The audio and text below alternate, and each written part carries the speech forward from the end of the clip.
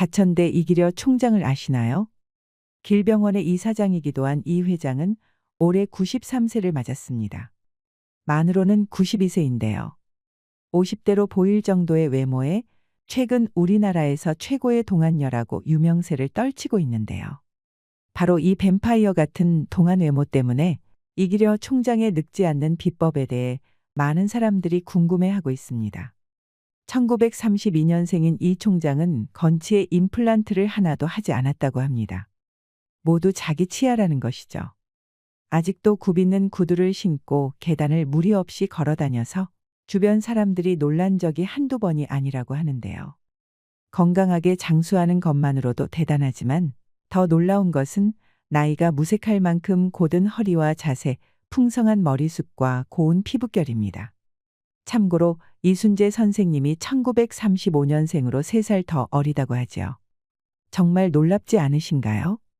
6.25 전쟁 당시 20살이었다고 하니 대한민국 현대사에 살아있는 증인이나 마찬가지입니다. 그런데 구순을 넘겼음에도 불구하고 싸이의 말춤 영상이 화제가 되는 등 MZ세대 못지않은 젊음을 과시하고 있습니다. 가천대 학생들은 이기려 총장님을 가천대 아이돌이라고 부른다고도 합니다. 인간은 남들이 하는 건 뭐든지 반드시 할 수 있다는 인생의 신념을 가진 이기려 총장은 살아가면서 나이 생각을 해본 적이 없다고 합니다. 오늘은 이기려 여사님이 밝힌 동안 비결과 건강관리법 5가지에 대해 알아보고 노화를 현명하게 늦출 수 있는 단 한 가지 방법도 함께 들으시면 좋겠습니다. 이기려 총장은 사실 젊었을 때는 운동을 별로 좋아하지 않았다고 합니다. 하지만 나이가 들면서 건강을 위해 이것 5가지를 꾸준히 해왔다고 밝혔습니다. 첫째로는 기상한 뒤 우유와 토마토 주스를 함께 마신다고 합니다. 과학적으로 토마토에 들어있는 비타민 K가 우유의 칼슘이 체외로 배출되는 것을 막아주기 때문에 칼슘 섭취에 도움을 준다고 하는데요. 아무래도 나이가 들면 뼈가 약해지기 때문에 뼈 건강에 도움이 되는 방법이라고 할 수 있습니다. 인생의 후반기를 살아가고 있는 분들이라면 남녀노소 구분 없이 골다공증을 예방하는 것에 심혈을 기울여야 합니다. 한번 잘못 넘어지기라도 하면 낙상사고로 인해 뼈가 쉽게 부러지고 심각한 후유증을 남길 수 있기 때문에 평소에 뼈 건강에 좋은 음식을 섭취하는 것이 참 중요합니다. 둘째로는 아침에 일어나면 스트레칭을 해주고 저녁 식사 후에는 스태퍼 운동을 꾸준히 한다고 합니다. 특히 하루 1시간씩 산책도 빠짐없이 한다고 하죠. 우리가 나이가 들면 허리가 굽고 몸의 균형이 흐트러지기 쉽습니다. 그럴 때 가장 중요한 것이 코어 근육인데요. 우리 몸의 근육이 빠져나가지 않도록 꾸준한 걷기 운동을 통해 바른 자세를 유지하는 것이 늙지 않는 비결이 되겠습니다. 특히 아침에 스트레칭을 통해 몸을 풀어주면 혈류가 원활하게 흐르게 되고 뇌 건강에도 도움을 줘서 치매 예방에도 좋습니다. 다음으로 스태퍼 운동은 유산소 운동 중 하나인데요. 계단 오르듯 한 발씩 밟아 오르내리는 운동입니다. 이 운동을 꾸준히 하면 걷기에 비해 칼로리 소모가 1.5배 많기 때문에 처진 엉덩이를 올려주고 내장 지방을 없애는 효과가 있다고 하네요. 셋째로는 규칙적인 생활인데요. 특히 이기려 총장의 취침과 기상 시간은 항상 비슷하게 정해져 있다고 합니다. 취침은 밤 11시에 하고 기상은 아침 6시 반에 한다고 합니다. 밤 11시부터 새벽 3시까지는 피부 재생을 돕는 멜라토닌과 성장 호르몬이 분비되는 시간이기 때문에 그 시간에 수면을 취하는 것이 노화를 늦추는 데 큰 도움이 될 수 있습니다. 수면 시간도 7시간으로 맞춰주는 게 좋습니다. 영국 워릭대에서 진행한 실험에 따르면 7시간 숙면에서 1시간 늘려 8시간 수면을 취했더니 사망률이 2배나 상승했다고 합니다. 잠을 자는 습관만 잘 들이더라도 건강하게 노후를 보내실 수 있습니다. 넷째로는 충분한 물을 섭취하는 것입니다. 물을 무조건 많이 먹으면 좋을 거라고 생각하시는 분들이 있는데 이것은 잘못된 정보입니다. 탈수 증세가 없도록 물을 틈틈이 마셔주는 것이 더 중요합니다. 우리가 나이가 들수록 갈증이 나는 것을 잘 의식하지 못하는 경우가 많기 때문에 의식적으로 물을 꾸준히 섭취해 주는 것이 중요합니다. 하지만 갈증이 난다고 물을 한꺼번에 많이 마시는 것은 위와 콩팥에 무리를 줄 수 있으니 한 번에 많은 물을 섭취하는 것은 조심하세요. 그리고 과도하게 자극적인 맵고 짠 음식을 피하는 것입니다. 나이가 들면 몸속에 저장되어 있어야 할 염분이 과도하게 배출되는 경우가 있기 때문에 적당한 나트륨도 섭취해 줘야 한다는 것이 전문가들의 의견입니다. 무조건 싱겁게 드시는 것이 능사는 아니라는 것이죠. 하지만 자극적인 음식은 위에 부담을 주니 피하시는 편이 좋겠습니다. 또한 당독소를 유발하는 각종 인스턴트 식품으로부터 벗어나셔야 합니다. 정크푸드 섭취로 인해 발생하는 내장지방과 고콜레스테롤은 각종 질병의 원인이 되기 때문에 평소 건강한 식생활을 유지하는 것이 도움이 될 수 있겠습니다. 다섯째로는 긍정적이고 진취적인 건강한 마인드를 가지는 것을 말씀하시는데요. 이기려 총장은 자신이 지금까지 가장 중요하게 생각하는 것 한 가지는 삶에 대한 열정이라고 합니다. 항상 할 수 있다는 마음가짐과 무엇이든 배우면 된다는 자신감이 늙지 않는 비결이라고 말합니다. 여러분, 질문을 하나 해보겠습니다. 식습관이 좋은데 매사 부정적으로 생각하는 사람이 잘 살까요? 아니면 식습관이 안 좋은데 매사 긍정적으로 생각하는 사람이 잘 살까요? 저는 둘 중에 후자가 더 행복하고 건강한 삶을 살 것 같습니다. 사람은 자기가 꿈꾼 대로 살게 된다고 하지요. 일생의 어느 단면을 끊어도 행복하고 즐겁지 않았던 때가 없다고 말할 정도로 이기려 총장은 자신의 살아온 삶에 대해 만족했습니다. 붙잡고 싶어도 뜻대로 안 되는 게 행복이고 지금 현재 내가 하고 싶은 일을 할 수 있다는 게 행복이라며 모두가 긍정적으로 생각하고 행복해지는 인생을 살길 응원했습니다. 바람개비는 바람이 불지 않으면 돌지 않는다라는 말이 있습니다. 여기서 바람은 고난과 역경을 상징합니다. 맞바람이 바람개비를 돌리듯이 사람은 고난과 역경을 통해 삶을 동력을 얻는 것입니다. 지금까지 살아오면서 수없이 많은 고난과 역경을 겪었지만 그것이 언제나 나를 나답게 단련하고 성취로 이끄는 동력이 됐을 것입니다. 인생의 후반기를 살아가시는 분들은 허무함과 공허함을 많이 느끼십니다. 딱히 이루어 놓은 것도 없는 것 같고 지금껏 뭘 하며 살았던 건가 생각이 드는 것이죠. 앞으로의 미래가 불안하고 걱정되기도 할 것입니다. 저 멀리 보이는 언덕 너머의 구름을 잡기 위해 그렇게 앞만 보고 달리고 오르다 보니 어느 순간 나이가 들어버렸고 지금 내가 서 있는 여기는 어디인가 그런 자각이 듭니다. 그런데 고개를 들어보면 우리에게 들이우고 있던 어떤 구름도 저 먼 산 위로 또 달아나 있고 그렇게 다시 새로운 목표가 생기는 것이 인생길인 것입니다. 본질적으로 인생은 한 걸음씩 한 계단씩 꿈을 추구하며 앞으로 또 앞으로 달려나가는 것이 아닐까 합니다. 그래서 우리는 희망을 잃지 말고 꿈을 가져야 합니다. 내가 하고 싶었던 것을 하고 누릴 수 있는 것들을 누리며 살아야 합니다. 그러니 내 인생은 나답게 나에게 맞게 만들어갈 수 있습니다. 지금 내가 할 수 있는 일을 찾아보시길 바랍니다. 이기려 총장님의 성공 비결은 언제나 활짝 웃는 거라고 하십니다. 활짝 웃으며 인생을 환대하는 태도로 살아가시길 바랍니다. 다음으로 노화를 현명하게 늦출 수 있는 단 한 가지 방법입니다. 99세까지 팔팔하게 사시다가 2, 3일만 앓고 사망하는 것이 노년의 꿈이라고 합니다. 이것을 9988234라고도 말하는데요. 그런데 실제로 이렇게 돌아가시는 분들은 아주 극소수입니다. 노년내과 의사들과 노화 연구자들은 다양한 사람들이 어떻게 살고 어떻게 늙어가는지 옆에서 볼 기회가 많습니다. 아무리 유명하고 직위가 높고 돈 많은 사람이라도 우리 모두는 늙고 결국엔 빈손으로 돌아가는 것이 생의 이치입니다. 100세까지 길어져 버린 수명 앞에서 우리가 행복하게 살기 위해서는 무엇이 필요할까요? 전문가들은 입을 모아 말합니다. 행복한 노년의 비결은 4가지 기둥으로 표현할 수 있다고 말이죠. 우리의 죽음은 사고나 질병으로 갑자기 사망하는 경우, 암 같은 질병에 걸려서 사망하는 경우, 심장이나 폐 같은 주요 장기가 고장나서 사망하는 경우, 노쇠나 치매로 인해 간병을 받다가 사망하는 경우로 나눌 수 있습니다. 실제로 노쇠나 치매로 인해 10년 이상 누워 지내거나 오랫동안 앓다가 임종을 하는 것이 제일 흔합니다. 이 얘기만 들으면 암울한 기분이 드실 수 있습니다. 하지만 이것 한 가지만 기억하시면 충만하고 행복한 노후의 삶을 설계하실 수 있을 거라고 생각합니다. 내재 역량이라고 들어보셨나요? 세계보건기구가 최근에 만든 새로운 건강 개념인데요.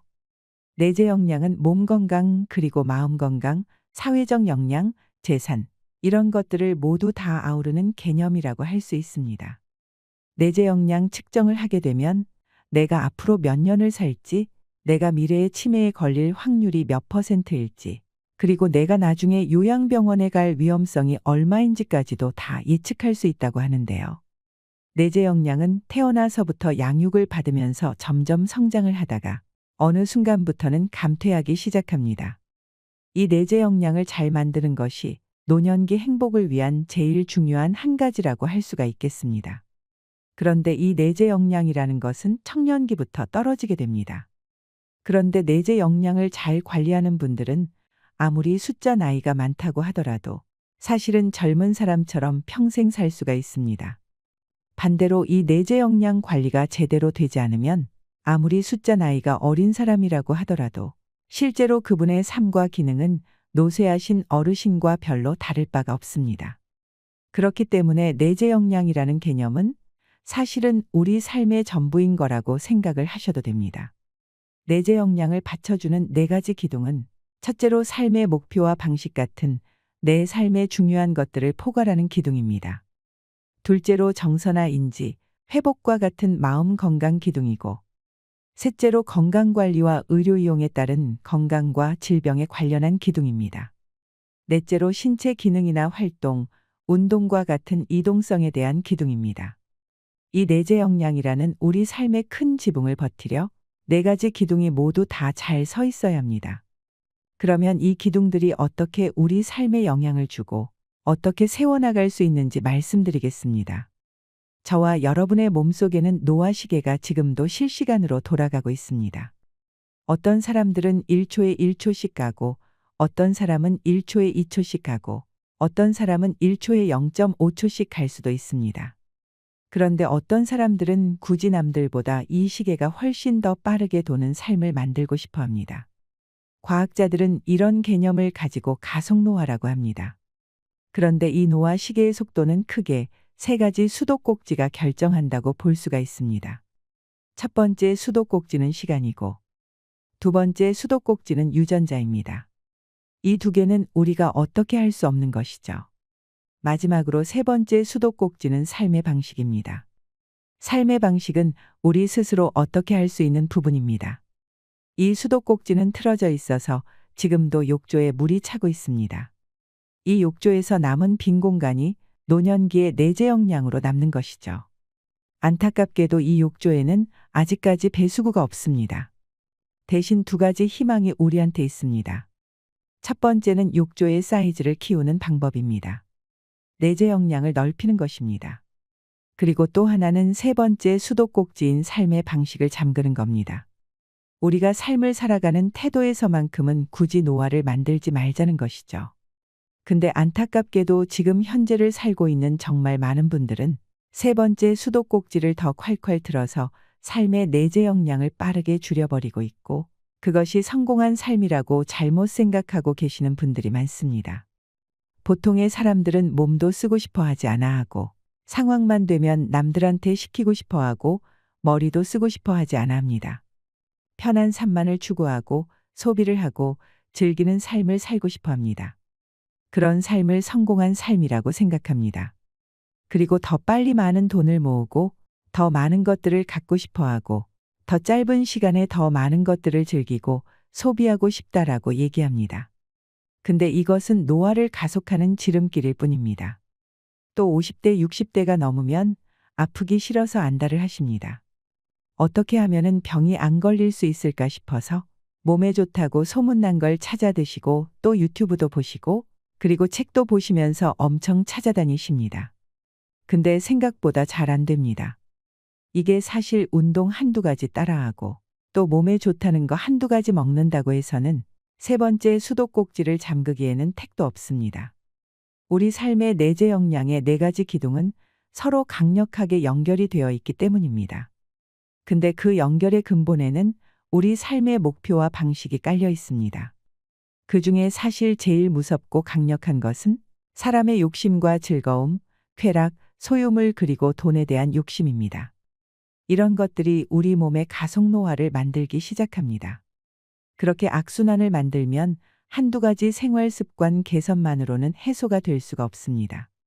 사람이나 동물은 도파민이라는 물질이 뇌에서 나올 때 즐거움을 느낍니다. 근데 안타깝게도 지금 현대의 소비자본주의 사회에는 우리의 도파민을 분비되게 하는 인위적인 자극들이 사방에 널려 있습니다. 이런 자극들은 모두 굉장히 중독성이 높습니다. 지금까지 살아남은 제품이나 서비스들을 살펴보면 중독성이 굉장히 강한 것들만 살아남았습니다. 그런데 문제는 사람과 동물의 뇌는 더 강한 자극이 들어오게 되면 이 자극에 대한 강도를 확 낮춰버리는 특성이 있다는 겁니다. 예를 들어 처음에는 조그마한 쾌락적 요소를 보여줘도 도파민이 나와서 우리는 쾌감을 경험하게 됩니다. 하지만 이것이 여러 번 반복되면 사람과 동물은 뇌를 보호하기 위해서 쾌감 지수를 확 낮춰버립니다. 그래서 나중에는 아무리 강력한 자극을 받더라도 즐거움을 마음껏 누리지 못하는 그런 상태가 되는 것이지요. 그래서 우리는 이런 자극원들에 노출이 되면 될수록 정상적인 삶을 살기가 어렵게 됩니다. 이걸 다시 정리를 하면 우리가 삶을 살면서 경험할 수 있는 즐거움의 총량은 사실은 이론적으로 늘릴 수가 없습니다. 지금까지 과학자들이 연구를 통해서 밝혀낸 사실이지요. 그럼에도 불구하고 현대를 살아가고 있는 우리들은 어떻게든 이 즐거움의 양을 늘리려고 용을 쓰고 있습니다. 가장 큰 문제는 이러한 즐거움의 추구가 분노와 욕심을 만든다는 사실입니다. 즐거움의 끝에는 항상 스트레스 호르몬이 따르게 되어 있습니다. 우리 몸속에 도파민이 올라갔다가 빠져나가게 되면 그때 우리 몸은 스트레스 호르몬을 쏟아내게 됩니다. 당이 떨어질 때도 술이 깰 때도 방탕한 소비를 한 후에도 이 스트레스 호르몬이 분출됩니다. 이 스트레스 호르몬은 우리에게 식탐이나 소비욕, 질투심과 우울감 같은 나쁜 감정들을 만들게 됩니다. 결과적으로 우리는 나이가 들수록 판단력이 떨어지고 매사에 화가 나 있고 욕심이 가득 찬 그런 사람으로 변하게 됩니다. 노화가 계속 진행되다 보면 점점 우리 몸에 있는 근육은 빠지고 배에는 기름이 끼고 또 머리에는 안개가 낍니다. 머리에 안개가 낀 것처럼 멍한 느낌이 지속되면 집중력이 감소되고 기억력이 저하돼서 치매 발병 위험이 높아집니다. 항상 스마트폰을 계속 넘기면서 뭔가 새로운 자극원들을 찾고 이게 반복되는 삶을 살다 보면 결국에 식탐이 생기게 되고 비만, 당뇨, 고지혈증, 고혈압이 생기는 것은 당연한 수순입니다. 그래서 요즘에는 젊은 사람도 금방 병에 걸립니다. 실제로도 코로나를 지나면서 이미 30대, 40대의 건강 지표가 굉장히 나빠지기 시작했습니다. 이렇게 살다 보면 움직이기는 점점 더 싫어집니다.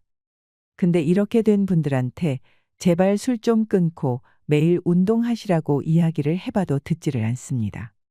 이런 분들은 고집이 세고 판단력이 흐릿해져 있을 가능성이 높기 때문입니다. 이런 사이클이 반복되면서 내재 역량의 4가지 기둥이 순서대로 계속 파괴가 되는 것입니다. 더 많은 쾌락과 소유를 원하는 우리의 삶의 방식, 현대사회가 성공이라고 생각하는 이런 방식은 궁극적으로는 우리한테 더 큰 즐거움을 줄 수 없습니다. 매일매일 먹고 즐기고 쉬고 흥청망청하는 이런 삶을 부러워하는 게 사실은 얼마나 무의미한 건지를 알 수가 있는 겁니다. 탐욕이나 분노와 욕심을 덜어내시길 바랍니다. 더 많이 벌고 싶고 무언가를 더 갖고 싶다는 욕심이 우리 노화를 가속화시킵니다. 그래서 이 악순환에서 빠져나오기 위해서는 이 4가지 기둥을 체계적이고 전략적으로 활용해야 합니다.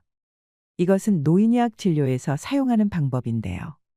어르신들은 질병도 많고 기능적인 문제도 있고 인지기능도 떨어져 있기 때문에 더 각오하고 노력하셔야 합니다.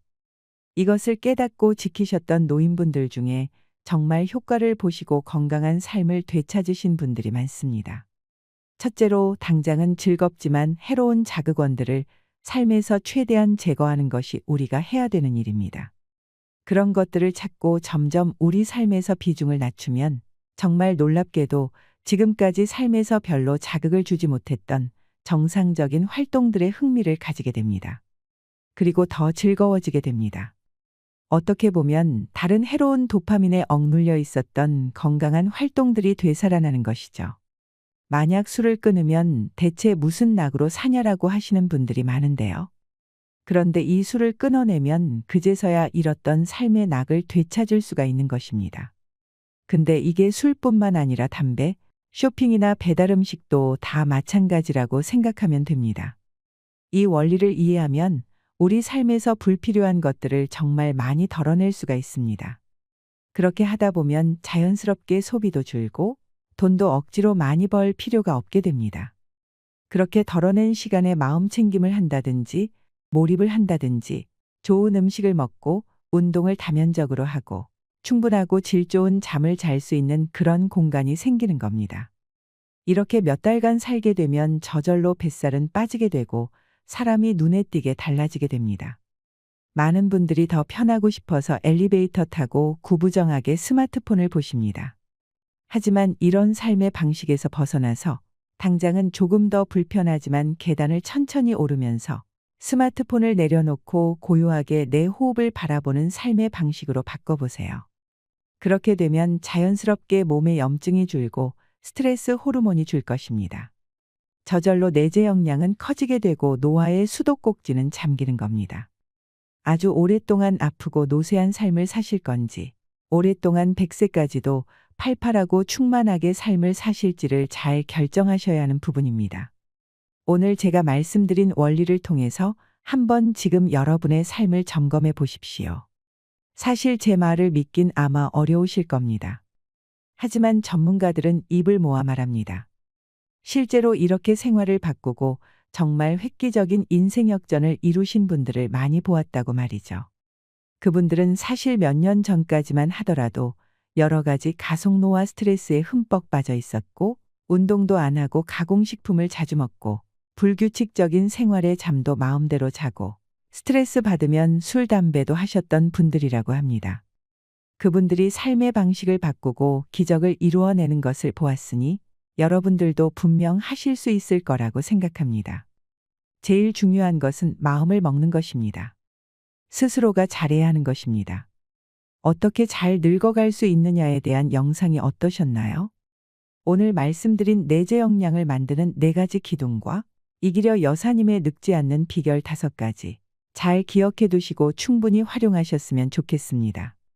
이상으로 시니어를 위한 모든 것 시니어 연구소였습니다.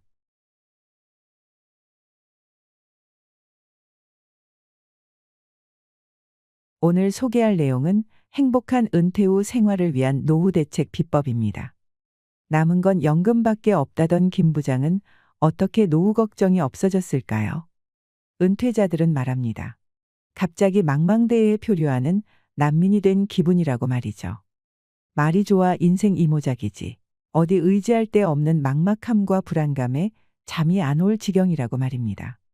우리보다 20년 먼저 고령 사회에 진입하고 은퇴를 10년 이상 일찍 맞이한 일본의 베이비 부머들이 입을 모아 얘기하는 말이 있습니다. 한마디로 인생관을 은퇴형으로 바꾸라는 것입니다. 즉 은퇴 후 현실을 직시하고 그에 맞춰 관점을 바꿔야 행복한 노후를 보낼 수 있다는 것인데요. 그렇다면 구체적으로 무엇을 알고 어떤 관점으로 바라봐야 하는 걸까요? 오늘은 은퇴자들이 가슴 절절히 후회하는 것들과 비참한 노후를 피하기 위한 대처법에 관해 4가지 주제로 정리해봤습니다. 영상 끝까지 보시고 도움받아 가셨으면 좋겠습니다. 우리가 은퇴하기 전에 알았다면 좋았을 것들. 퇴직하기 전에 미리 좀 해둘 걸.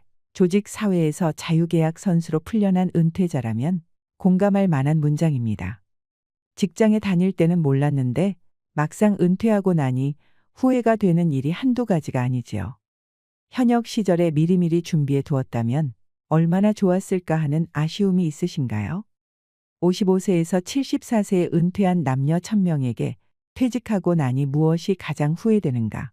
다시 현역 시절로 돌아간다면 가장 해보고 싶은 것이 무엇인가 질문해보면 먼저 건강 분야에서 후회만급 1위는 정기적으로 치아 검진을 받을 걸 하는 후회였습니다. 이가 부실하면 먹는 즐거움은 반감됩니다. 먹는 즐거움이 없으면 그만큼 삶의 질도 떨어질 수밖에 없지요. 특히 임플란트 등은 보험이 전부 적용되지 않아서 가게 살림에도 타격이 큽니다. 은퇴자들은 웬만큼 아프지 않는 치아는 방치하기 쉽지만 그 대가는 실로 크다고 말했습니다. 2위는 운동으로 체력을 길러둘 걸. 3위는 평소 많이 걸을 걸. 4위는 폭음 폭식하지 말 걸. 5위는 간식을 자제할 걸. 6위는 두발 관리 좀 해둘 걸. 7위는 담배를 끊을 걸. 8위는 나만의 스트레스 해소법을 찾아둘 걸. 9위는 사소한 것에 연연하지 말고 많이 웃을 걸. 10위는 규칙적인 생활을 할 거리였습니다. 다음으로 돈과 관련한 분야에서 가장 많이 후회하는 것은 역시 저축이었습니다. 좀 더 많이 저축해 둘 걸이라는 응답이 압도적으로 많았습니다. 응답자들은 연금만으로 그려가는 노후 생활은 상상 이상으로 힘들다고 입을 모았습니다. 정년 퇴직 후에도 매달 나가는 주택대출 잔금에 대한 은퇴자들의 후회도 그야말로 절절했습니다. 넉넉지 않은 살림에 대출 잔금 부담은 가히 치명적일 정도라는 것이지요. 자녀 교육비 지출에 대한 후회도 만만치 않았는데 자녀를 향한 재정 지원은 그 한계를 분명히 해둬야 한다고 은퇴 선배들은 당부했습니다. 돈과 생활 분야 후회 막급 톱10. 1위는 저축을 좀 더 많이 해둘 걸. 2위는 다양한 분야를 공부해 볼 걸. 3위는 가고 싶은 곳에 자주 여행할 걸. 4위는 연금 생활에 맞게 생활 규모를 줄여둘 걸. 5위는 퇴직 후에도 활용할 수 있는 자격증을 따둘 걸. 6위는 다양한 분야의 직업에 도전해 볼 걸. 7위는 개인 연금에 가입해 둘 걸. 8위는 건강할 때 주변에 불필요한 것들을 정리해 둘 걸. 9위는 요리 등 집안 일을 좀 더 배워둘 걸. 10위는 퇴직 후 여가 생활을 위한 여유 자금을 마련해 둘 걸이었습니다. 일과 인간관계에 대한 후회 막급 톱10. 1위는 평생 즐길 수 있는 취미를 찾아둘 걸. 2위는 부모님과 자주 만나 얘기를 나눌 걸. 3위는 친구를 많이 사귀어 둘 걸. 4위는 자녀와 많이 대화할 걸. 5위는 결혼에 대해 좀 더 신중히 결정할 걸. 6위는 지역 사람들과 자주 만나 교류해 둘 걸. 7위는 회사 외에 매일 찾아갈 만한 곳을 만들어 둘 걸. 8위는 부부간에 자주 대화할 걸. 9위는 일은 적당히 하고 좀 더 많이 놀 걸. 10위는 뜨거운 연애를 해볼 거리였는데요. 이 리스트를 보면서 미처 생각지 못한 부분에 놀란 사람들이 꽤 있을 것입니다.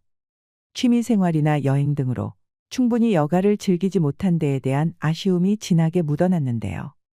공부에 대한 미련도 의외로 많았고 평생 일에만 얽매여 가족과 친구 등 인간관계에 소홀했던 점을 많이 후회한다는 것을 알 수 있었습니다.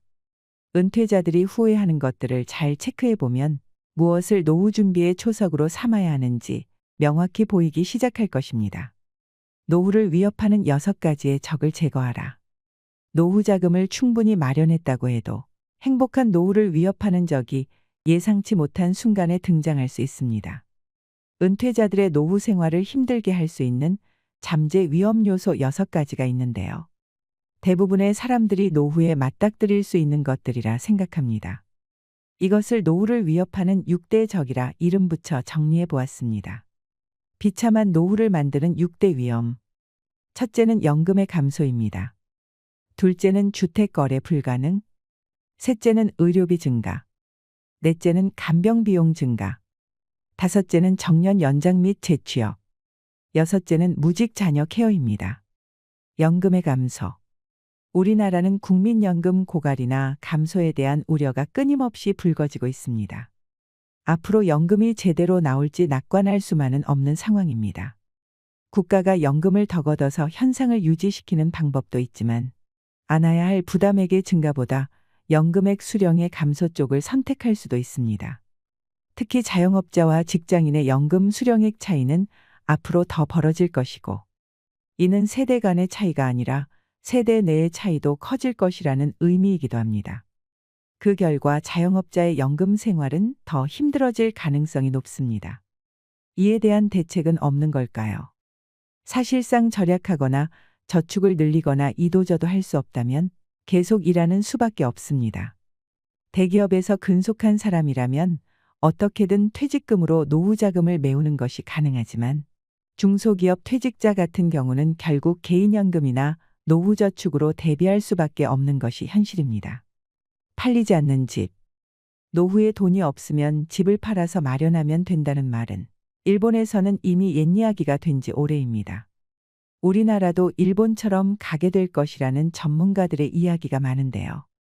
요즘 노인대국 일본에서 골머리를 썩이는 문제 가운데 하나가 늘어나는 빈집입니다. 일본 전체 가구 수에서 빈집이 차지하는 비율이 전국 평균 13%를 넘어섰습니다. 대략 780만 채가 사람이 살지 않는 폐가라는 것입니다. 물론 빈집이 도시보다 농촌에 몰려 있긴 하지만 도쿄 도심의 빈집 문제도 그냥 지나칠 수 없는 상황까지 와버렸습니다. 현재 일본 정부는 빈집 관리나 해체를 하는 기관에 지원금까지 주며 문제 해결을 위해 애쓰고 있는 실정입니다. 빈집 문제는 일본에서 부동산이 노후 자금으로 대체되는 시절이 끝났음을 방증합니다. 이런 상황에서 주택의 자산 가치는 계속해서 하락할 수밖에 없다고 부동산 전문가들은 확신하고 있습니다. 초고령화 사회 진입을 목전에 둔 한국 사회의 부동산 전망도 긴 안목에서 따져봐야 합니다. 증가하는 간병 비용. 요즘에 괜찮은 노인 요양시설을 이용하려면 꽤 비싼 비용을 지불해야 합니다. 은퇴 부자나 거액의 연금 수급자가 아니면 입주하기 어렵습니다. 지방자치단체 등이 운영하는 공적 요양시설도 만만치 않은 실정이기 때문에 우리는 결국 간병 문제 해결을 병원이나 시설 간병에서 재택 간병 쪽으로 가게 될 확률이 높습니다. 재택 간병도 혼자서 거동이 가능한 경우 비용이 감당될 수준일 수 있지만 자력으로 배변이 안 되면 요금이 크게 올라갈 수 있지요. 이를 두고 전문가들은 간병 비용이라는 강적을 퇴치하기에 최후의 존엄, 즉 자력 배변을 지킬 수 있는 신체 유지가 가장 중요하다고 강조합니다. 늘어나는 의료비 부담. 우리나라도 일본처럼 고령자의 의료보험 자가 부담 비율이 점차 올라갈 확률이 높습니다. 그만큼 고령자에게 의료비 부담이 늘어나는 것입니다. 그러나 전문가들은 우리나라의 의료 재정이 아무리 어려워도 일반인에게 개인 부담을 과도하게 떠안길 수는 없을 것이라고 전망합니다.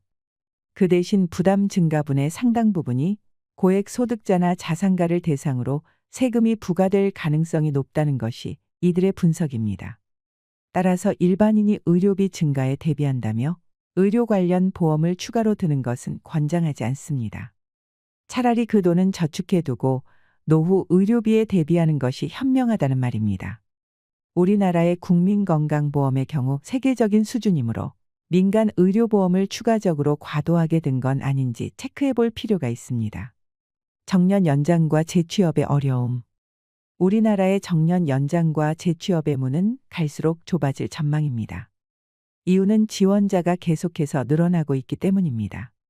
정년 후 재고용이 늘어나고 있다고는 하지만 재고용 시장도 그리 낙관적이지 않습니다. 처우도 냉혹한 것이 현실입니다.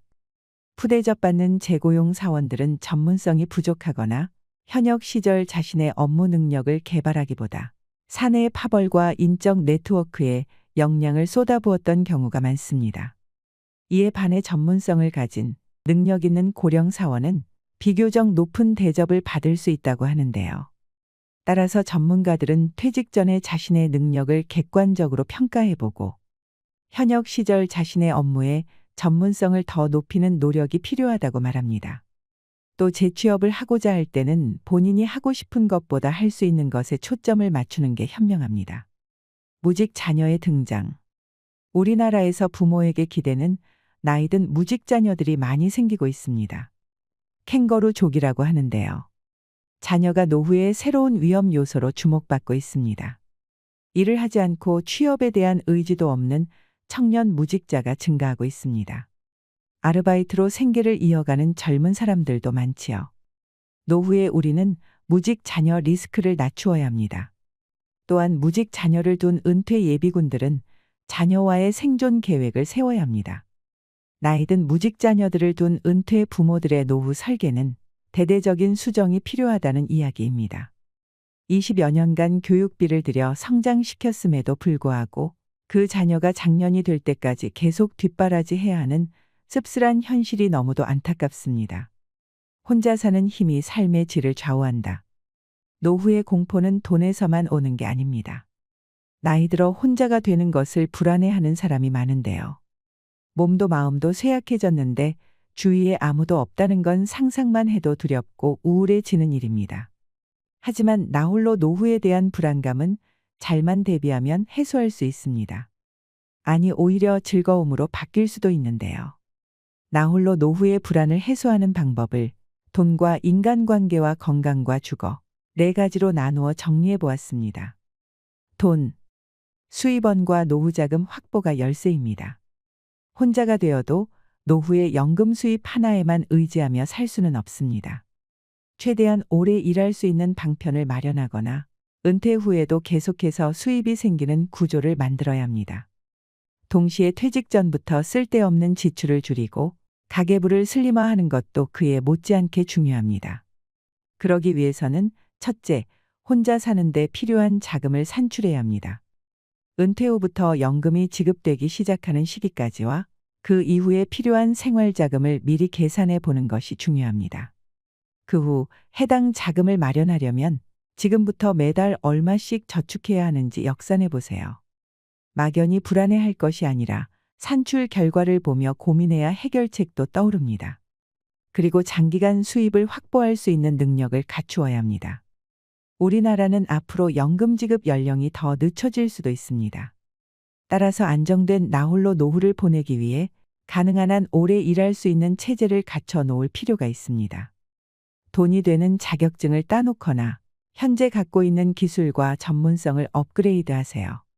또한 집에서 홀로 시간을 즐기는 법을 찾아야 합니다. 집에서 혼자 무엇을 해야 즐거운지 아는 것은 노후의 중요한 자산입니다.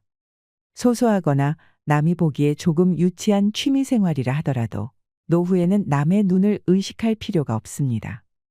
혼자서 마음껏 즐길 수 있는 데다 돈이 많이 들지 않는 취미 생활이라면 생활비 절약 효과까지 있습니다. 즐거운 취미 생활은 노후를 훨씬 윤택하게 만들어줄 것입니다. 인간관계. 먼 친구보다 가까운 이웃이 더 중요할 수 있습니다. 긴급 상황에 기민하게 대응한다는 것은 성공적인 노후의 핵심 요소입니다. 일상에서 일어나는 사고나 건강상의 위급한 상황에서 당장 도움이 되는 사람은 나와 가까운 곳에 살고 있는 이웃일 가능성이 높습니다. 평소 집 주변에 사는 사람들과 잘 사귀어 두면 곤란할 때 기묘한 도움을 받을 수 있습니다. 그런 이유에서 이웃에게 반드시 먼저 인사하는 것이 좋습니다. 요즘에 우리는 이웃 주민과 인사를 주고받지 않는 경우가 많습니다. 하지만 상대가 먼저 밝게 인사를 건네는데 그것을 무시하거나 불쾌해할 사람은 없습니다. 가볍게 주고받는 인사가 이웃들과 거리를 좁히는 계기가 되어줍니다. 지역 행사에 적극 참여하는 것도 좋습니다. 어느 날 갑자기 지역 주민 활동을 하는 것은 상당한 용기가 필요한 일이지만 용기를 내어 뛰어들어 보세요. 그것이 당신의 인적 네트워크를 넓혀줄 것입니다. 건강. 장기 입원 환자 신세만은 피해야 합니다. 노후의 가장 큰 적은 질병입니다. 가능한 병원이 아닌 집에서 오래오래 생활할 수 있도록 건강에 세심한 주의를 기울여야 합니다. 장기로 입원하게 되면 수입이 끊기고 의료비 부담이 더 커질 수도 있습니다. 평소 건강한 생활 습관을 유지하면서 장기로 입원하는 상황이 발생하지 않도록 미연에 방지하는 것이 현명합니다. 그러기 위해서는 일할 수 있는 건강한 몸을 만들어야 합니다. 건강은 노후 생활의 중요한 자산입니다. 올바른 식생활과 꾸준히 운동하는 습관을 갖도록 노력하세요. 늘 몸에 좋은 것만 먹을 수는 없지만 담배나 술과 같이 건강을 해치는 것을 피할 수는 있습니다. 걷기나 헬스 등 꾸준히 할 수 있는 운동을 찾아보세요. 건강한 생활 습관을 들이는 것이 중요합니다. 주거. 노후의 임차 생활자의 가장 큰 걱정거리는 주거지 확보입니다. 하지만 최근 무주택 고령자를 위한 공용주택이나 독거노인의 거주를 돕는 주택이 늘어나는 추세입니다. 무주택 고령자 거주용 주택은 앞으로 계속해서 확대될 것입니다. 집을 소유해야 한다며 너무 조바심을 낼 필요는 없다는 이야기입니다. 노후에는 라이프 스타일에 맞춰서 주거지를 바꿔보는 것도 좋습니다. 집을 구할 때 무리해서라도 지하철역 주변처럼 교통 편의성이 좋은 곳을 선택하는 경우가 많습니다. 하지만 퇴직 후 직장까지 통근할 필요가 없게 되면 그 외 지역으로 거주지를 옮기는 것도 좋은 선택입니다. 퇴직 직후에 할 수 있는 일이나 내 생활에 맞춰 주거 계획을 미리 세워둘 필요가 있습니다. 60대에 반드시 이것을 해야 후회하지 않는다. 은퇴 후 새로운 인생이 시작되는 60대. 인생 2막을 앞둔 사람들은 어떤 자세가 필요할까요? 60대는 기존에 살아온 방식에서 벗어나 자신만의 삶의 방식을 정립하고 생물학적인 노화를 받아들여야 하는 그야말로 대격변의 시기입니다. 이 시기를 어떤 마음가짐으로 임하느냐가 행복한 노후를 결정짓는 것이나 다름없습니다. 이것을 이정표로 삼아서 노후 대비를 하는 건 어떨까 하는데요. 60대에 꼭 해두어야 할 일 10가지를 소개해 드리겠습니다. 첫째로 20대에 하고 싶었던 것을 실천에 옮기세요. 60대가 되면 지금까지의 인생을 한번 되돌아보는 기회를 가질 필요가 있습니다. 그 중에서도 젊었을 때 품었던 꿈을 다시 되새겨 보는 것이 중요합니다. 그 꿈이 인생 2막을 풍요롭게 하는 원천이 될 수 있기 때문입니다. 이제 와서 뭘 다시 할 수 있겠어라고 생각하는 사람과 이번에야말로 하고 싶었던 것을 시작해 보자라고 생각하는 사람의 인생은 다를 수밖에 없습니다. 둘째로 친구 관계를 재정립하세요. 은퇴 직후에는 지금까지의 친구 관계를 재정립하는 것도 중요합니다. 60대 이후의 삶에 친구는 중요한 요소입니다. 그동안 연락 불통이었던 친구가 있다면 용기를 내서 먼저 손을 내밀어 보세요. 50대까지는 동창회 자리에서도 경쟁의식이 발동하지만 환갑이 지나면 친구 사이에 또 다른 역학관계가 만들어진다고 합니다. 같은 시대를 함께 싸우며 살아낸 전우의 느낌이랄까요. 그런 친구들과 시간을 같이 보냄으로써 그간 잊고 살았던 소중한 추억을 이끌어낼 수 있습니다. 그러한 시간을 즐기기 위해서는 친구를 만드는 데도 노력을 기울여야 합니다. 그럴 필요가 있을까 하지 말고 일단 먼저 다가가 보세요. 여기서 한 가지 이해할 점은 친구를 만들 때 처음부터 연령에 제한을 두지 말라는 것입니다. 젊은 친구의 감성이나 지식을 접하는 것만으로도 늙지 않는 뇌를 가질 수 있고 당신의 감성과 지식이 연마되어 갈 수 있습니다. 셋째로 이 정도면 됐지 하는 생각을 떨쳐내세요. 이 정도면 됐지 더 뭘 하겠냐 하는 생각도 버려야 합니다. 인생에는 밀물과 썰물이 있기 마련입니다. 하지만 그렇다고 60대가 벌써 썰물 때라는 이야기는 아닙니다. 사회에서 얼마든지 자기 역할을 할 수 있습니다. 과거에는 하고 싶은 것이 있어도 가족을 위해 혹은 시간이나 돈의 제약 때문에 스스로 포기하곤 했었다면 자유로운 몸이 된 은퇴 후에는 얘기가 다릅니다. 조금 무리를 해서라도 뭔가에 도전해 보세요. 새로운 역할을 찾는 것을 넘어서서 인생 자체가 변할지도 모릅니다. 넷째로 배우자와의 관계를 다시 생각해 보세요. 지금까지 결혼 생활을 되돌아보면서 이 사람과 함께 무덤까지 갈 수 있는지 진지하게 한번 생각해 보시길 바랍니다. 60대가 이혼을 택할 수 있는 마지막 시기라는 말이 있습니다. 앞으로 남은 인생을 누구와 함께 걸을 것인가 떠올려 보세요. 결혼의 의미를 다시 생각하면서 배우자와 앞으로의 관계에 대해 진지하게 대화하는 기회를 가져볼 필요가 있습니다. 다섯째로 과거에 얽매이지 마세요. 행복한 노후를 바란다면 과거에 사로잡혀서는 안 됩니다. 특히 은퇴 후에도 여전히 과거에 일했던 회사의 명함을 들고 다니는 사람들이 있는데 이것은 결코 바람직하지 않은 행동입니다. 제2의 인생은 사회적 지위가 아니라 인물의 됨됨이로 평가받습니다. 60대를 기점으로 자신의 인간성을 가다듬는 노력을 해보시길 바랍니다. 여섯째로 돈 때문에 너무 고민하지 마세요. 60대가 가장 고민하는 것 중 하나는 정기적인 수입이 없어지는 것입니다. 연금만이 유일한 수입원일 경우에는 당연히 돈 걱정이 많을 수밖에 없습니다. 그러나 이처럼 돈 걱정을 하기 시작하면 마음의 평정도 잃게 됩니다. 그런데 돈이 없으면 정말 삶이 힘들어질까요? 그건 또 한번 생각해 볼 문제입니다. 돈이 없어도 기관을 비롯한 주변의 도움을 받아가며 살 수도 있습니다. 돈에 대한 생각을 조금만 바꿔도 돈 걱정이 꼬리에 꼬리를 무는 돈의 저주에서 풀려날 수 있습니다. 한 발 더 나아가 은퇴 후에도 새로운 돈의 흐름을 창출하는 것도 가능합니다. 자신이 잘하는 것으로 다른 사람을 즐겁게 해주는 것이 돈이 될 수도 있습니다. 이런 것이 무슨 돈이 되겠어라는 생각은 버리시길 바랍니다. 당신이 일하며 살아온 인생의 역사가 있기 때문입니다. 육아 기술, 전문 지식, 생활 경험, 외국어 능력 등 은퇴자들의 역량은 생각보다 매우 훌륭합니다.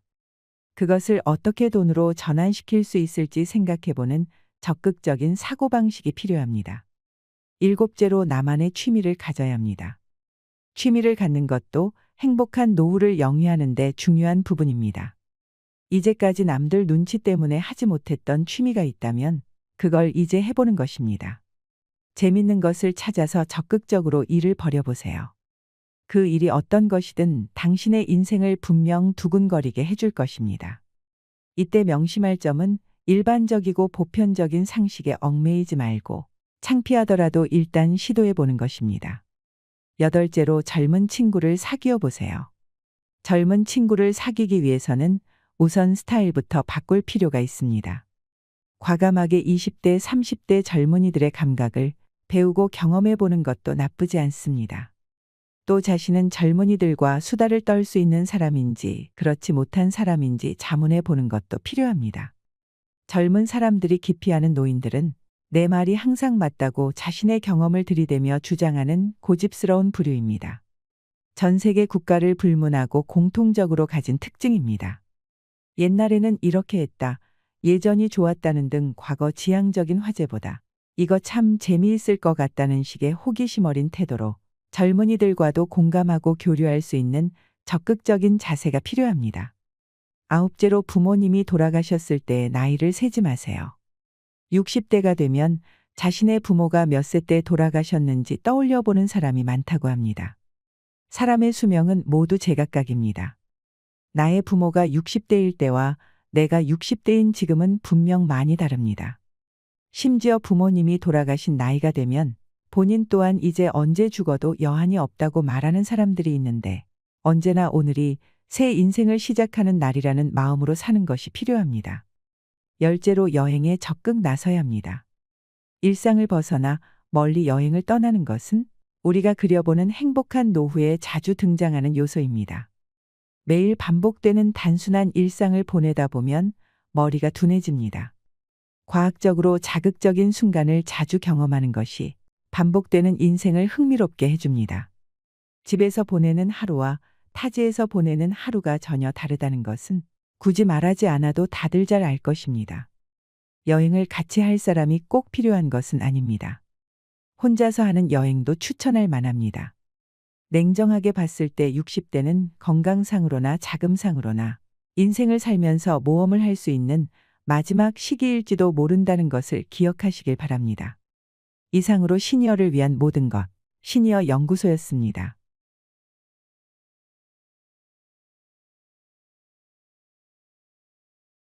수술과 연이은 항암 치료 후 체력이 떨어지고 거의 먹지 못해 6개월 넘게 고생하던 50대 여성 L씨는 장기의 힘이 약해져 몸이 음식을 거부하는 듯 했고 억지로 한술 떠도 제대로 소화시키거나 흡수시킬 수가 없었다. 구역질이 나고 답답해서 먹고 싶은 것도 없고 먹으려고 해도 목구멍으로 잘 넘어가지 않아 먹을 수 없다 보니 사는 것 자체가 고통이었다.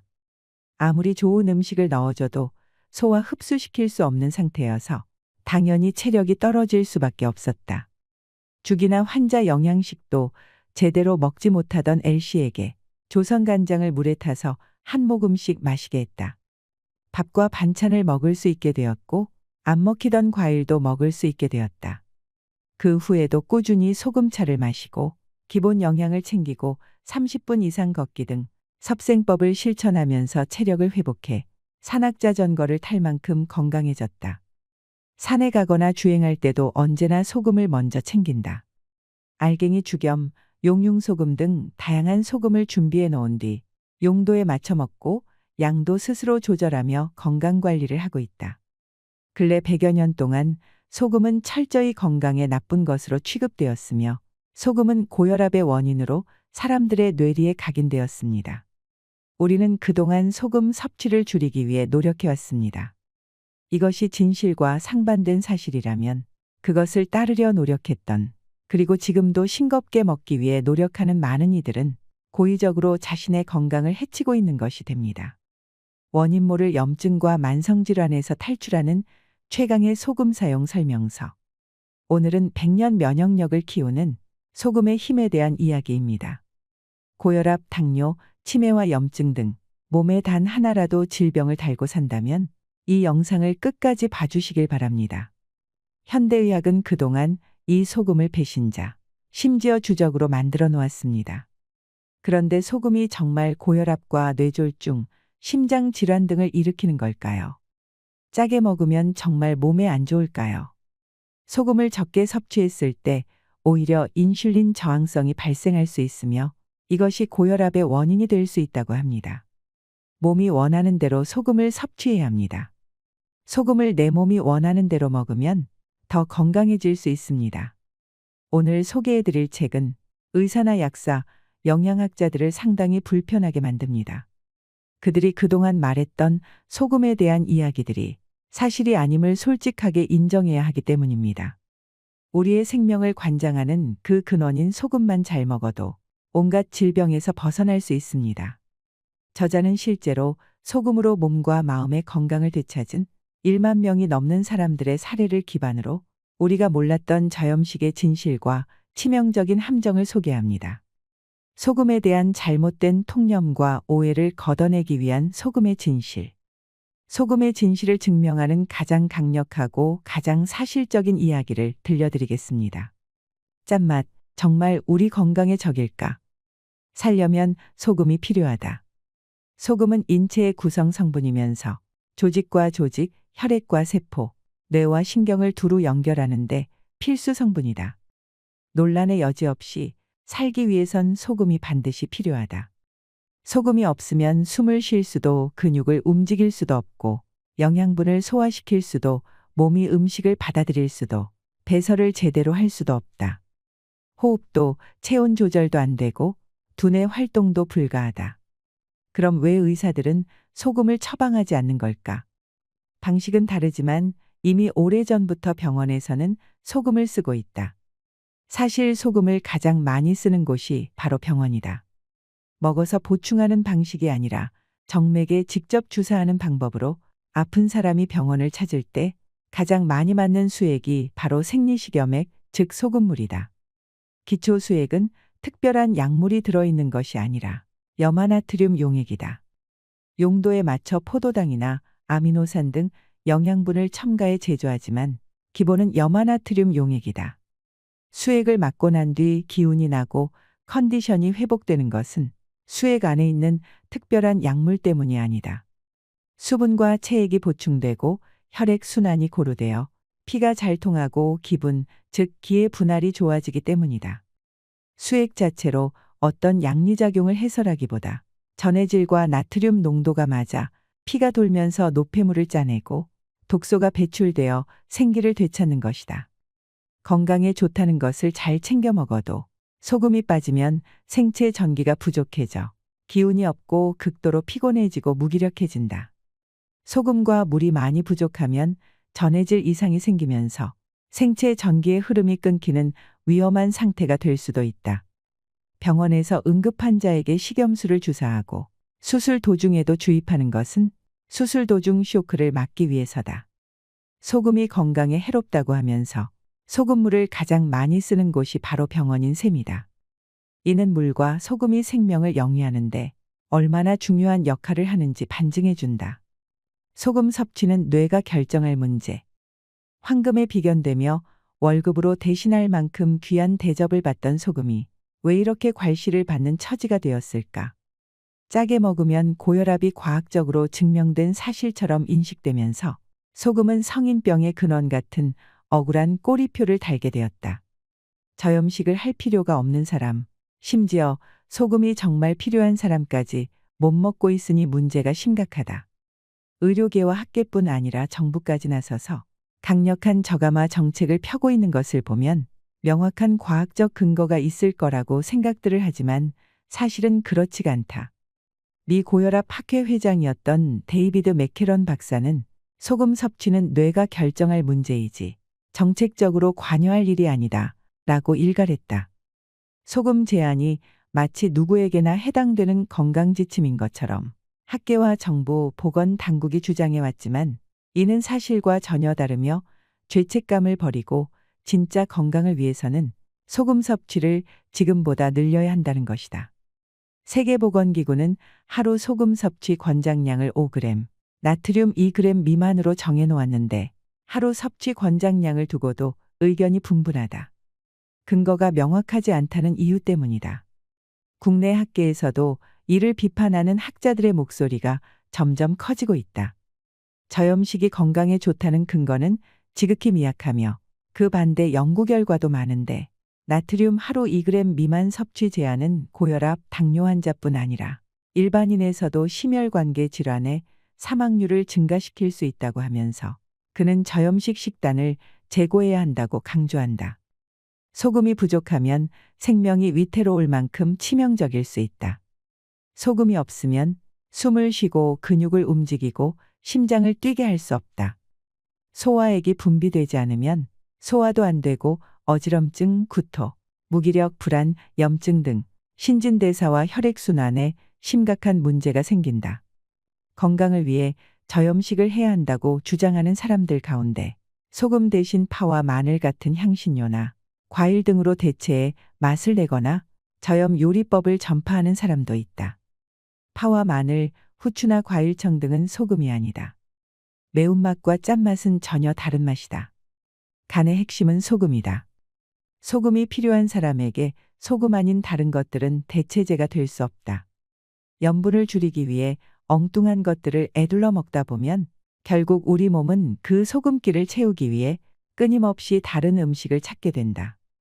배가 부른데도 뭔가 부족하다고 여겨 자연스레 과식이나 폭식으로 이어진다. 해독 주스로 불리는 과채 주스에는 상당량의 칼륨이 있다. 과채 주스를 열심히 먹으면서 염분을 섭취해주지 않으면 나트륨과 칼륨의 균형이 깨진다. 소금 섭취는 정책으로 결정할 문제가 아니라 각자의 자연스러운 요구에 따라 몸이 스스로 조절할 일이다. 짠맛, 짜는 힘, 짜내는 기운. 피와 땀과 눈물처럼 우리 몸 안팎을 연결하는 구멍에서 나오는 분비물은 모두 짠맛이다. 이런 낡고 탁한 것들을 몸 밖으로 잘 짜내려면 힘이 필요하다. 혈관을 통해 온몸 구석구석 산소와 영양분을 공급하고 쓰고 난 것은 회수해 밖으로 내보내는 힘이 필요하다는 말이다. 나이 들수록 입맛이 짜진다고 하는데 이는 감각이 둔해져서만은 아니다. 생명활동이 왕성할 때는 짜내는 힘도 좋지만 나이 들수록 물기가 부족해지고 굳으면서 짜내는 힘이 약해진다. 전립선 이상, 요실금 등이 생겨 소변 조절이 안 되고 침이 마르거나 땀 조절이 안 되며 눈이 시려 눈물은 흐르고 생식기의 분비물은 말라간다. 수분이 부족해져 호르몬이나 소화액 분비도 잘 되지 않는다. 수분은 염분과 함께 움직인다. 염분이 있어야 수분이 조절된다. 짜게 먹는 것은 가난한 시절에 생긴 습관 때문이 아니라 실제 짜내는 힘이 더 많이 필요해 생기는 자연스러운 현상이다. 몸속 기관뿐 아니라 뇌에도 독소가 쌓이면 치매나 뇌혈관 질환이 생길 수 있다. 찌꺼기가 많아 점성이 높아진 혈액을 밀어내려면 혈압 역시 그만큼 높아질 수밖에 없어. 나이가 들면 어느 정도 혈압이 높아지는 것이 자연스러운 현상이다. 짠맛이 들어가야 메말라 가던 몸이 수분을 품을 수 있다. 소금은 물과 함께 찌꺼기를 짜내고 깨끗하게 정화시킨 혈액을 다시 몸으로 돌려보낸다. 몸에 염분이 부족하면 물도 먹히지 않아서 수분을 충분히 섭취할 수가 없다. 억지로 수분 섭취를 한다고 해도 몸은 체액에 전해질 농도를 깨지 않기 위해 바로 물을 배출해버린다. 소변만 자주 마려운 것이다. 소금과 물이 부족해지면 찌꺼기와 노폐물은 더 많이 쌓이고 혈관이 막히기도 한다. 정신적 스트레스로도 혈관이 막힐 수 있는데 현대인은 혈관이 막히거나 심장박동 이상으로 목숨이 위태로워질 수도 있다. 몸속의 짠 기운, 염이 부족하면 염증이 된다. 위염, 대장염, 비염, 중이염, 전립선염, 치주염 등 부위를 달리하면서 이곳저곳에 염증이 생긴다. 몸의 지혜, 끊임없는 동적 균형. 몸은 물과 소금의 밸런스를 정확하게 조정하며 균형을 잡고 있다. 시시각각 필요에 따라 최적의 혈압을 자동으로 설정해 준다. 혈압이 높아진다면 그럴 만한 이유가 있는 것이다. 그러나 현실은 정상 혈압 수치에서 벗어나면 비정상 병으로 진단이 내려진다. 혈압 수치가 높다는 것만으로 하루아침에 관리 대상자가 되어 평생 먹어야 한다는 혈압약을 먹게 된다. 과연 누구에게나 적용되는 정상 혈압이란 것이 존재할까? 혈압 수치의 평균값을 내볼 수는 있지만 정상과 비정상을 구분하는 잣대가 될 수 있을지 의문이다. 정상 수치보다 높다고 해서 혈압약을 먹고 혈압을 떨어뜨려 놓으면 몸은 반발작용으로 더 세게 혈압을 올릴 수밖에 없다. 몸의 입장에서 보면 이유가 있어서 혈압을 올리는 것인데 원인을 해결하지 않고 수치만 떨어뜨린다면 근본적인 문제는 해결되지 않는다. 소금과 고혈압, 바뀌고 있는 패러다임. 사실 고혈압과 소금 섭취량은 크게 관계가 없으며 특히 혈압이 정상인 사람은 아무리 소금 섭취를 줄여도 혈압의 변화가 없다.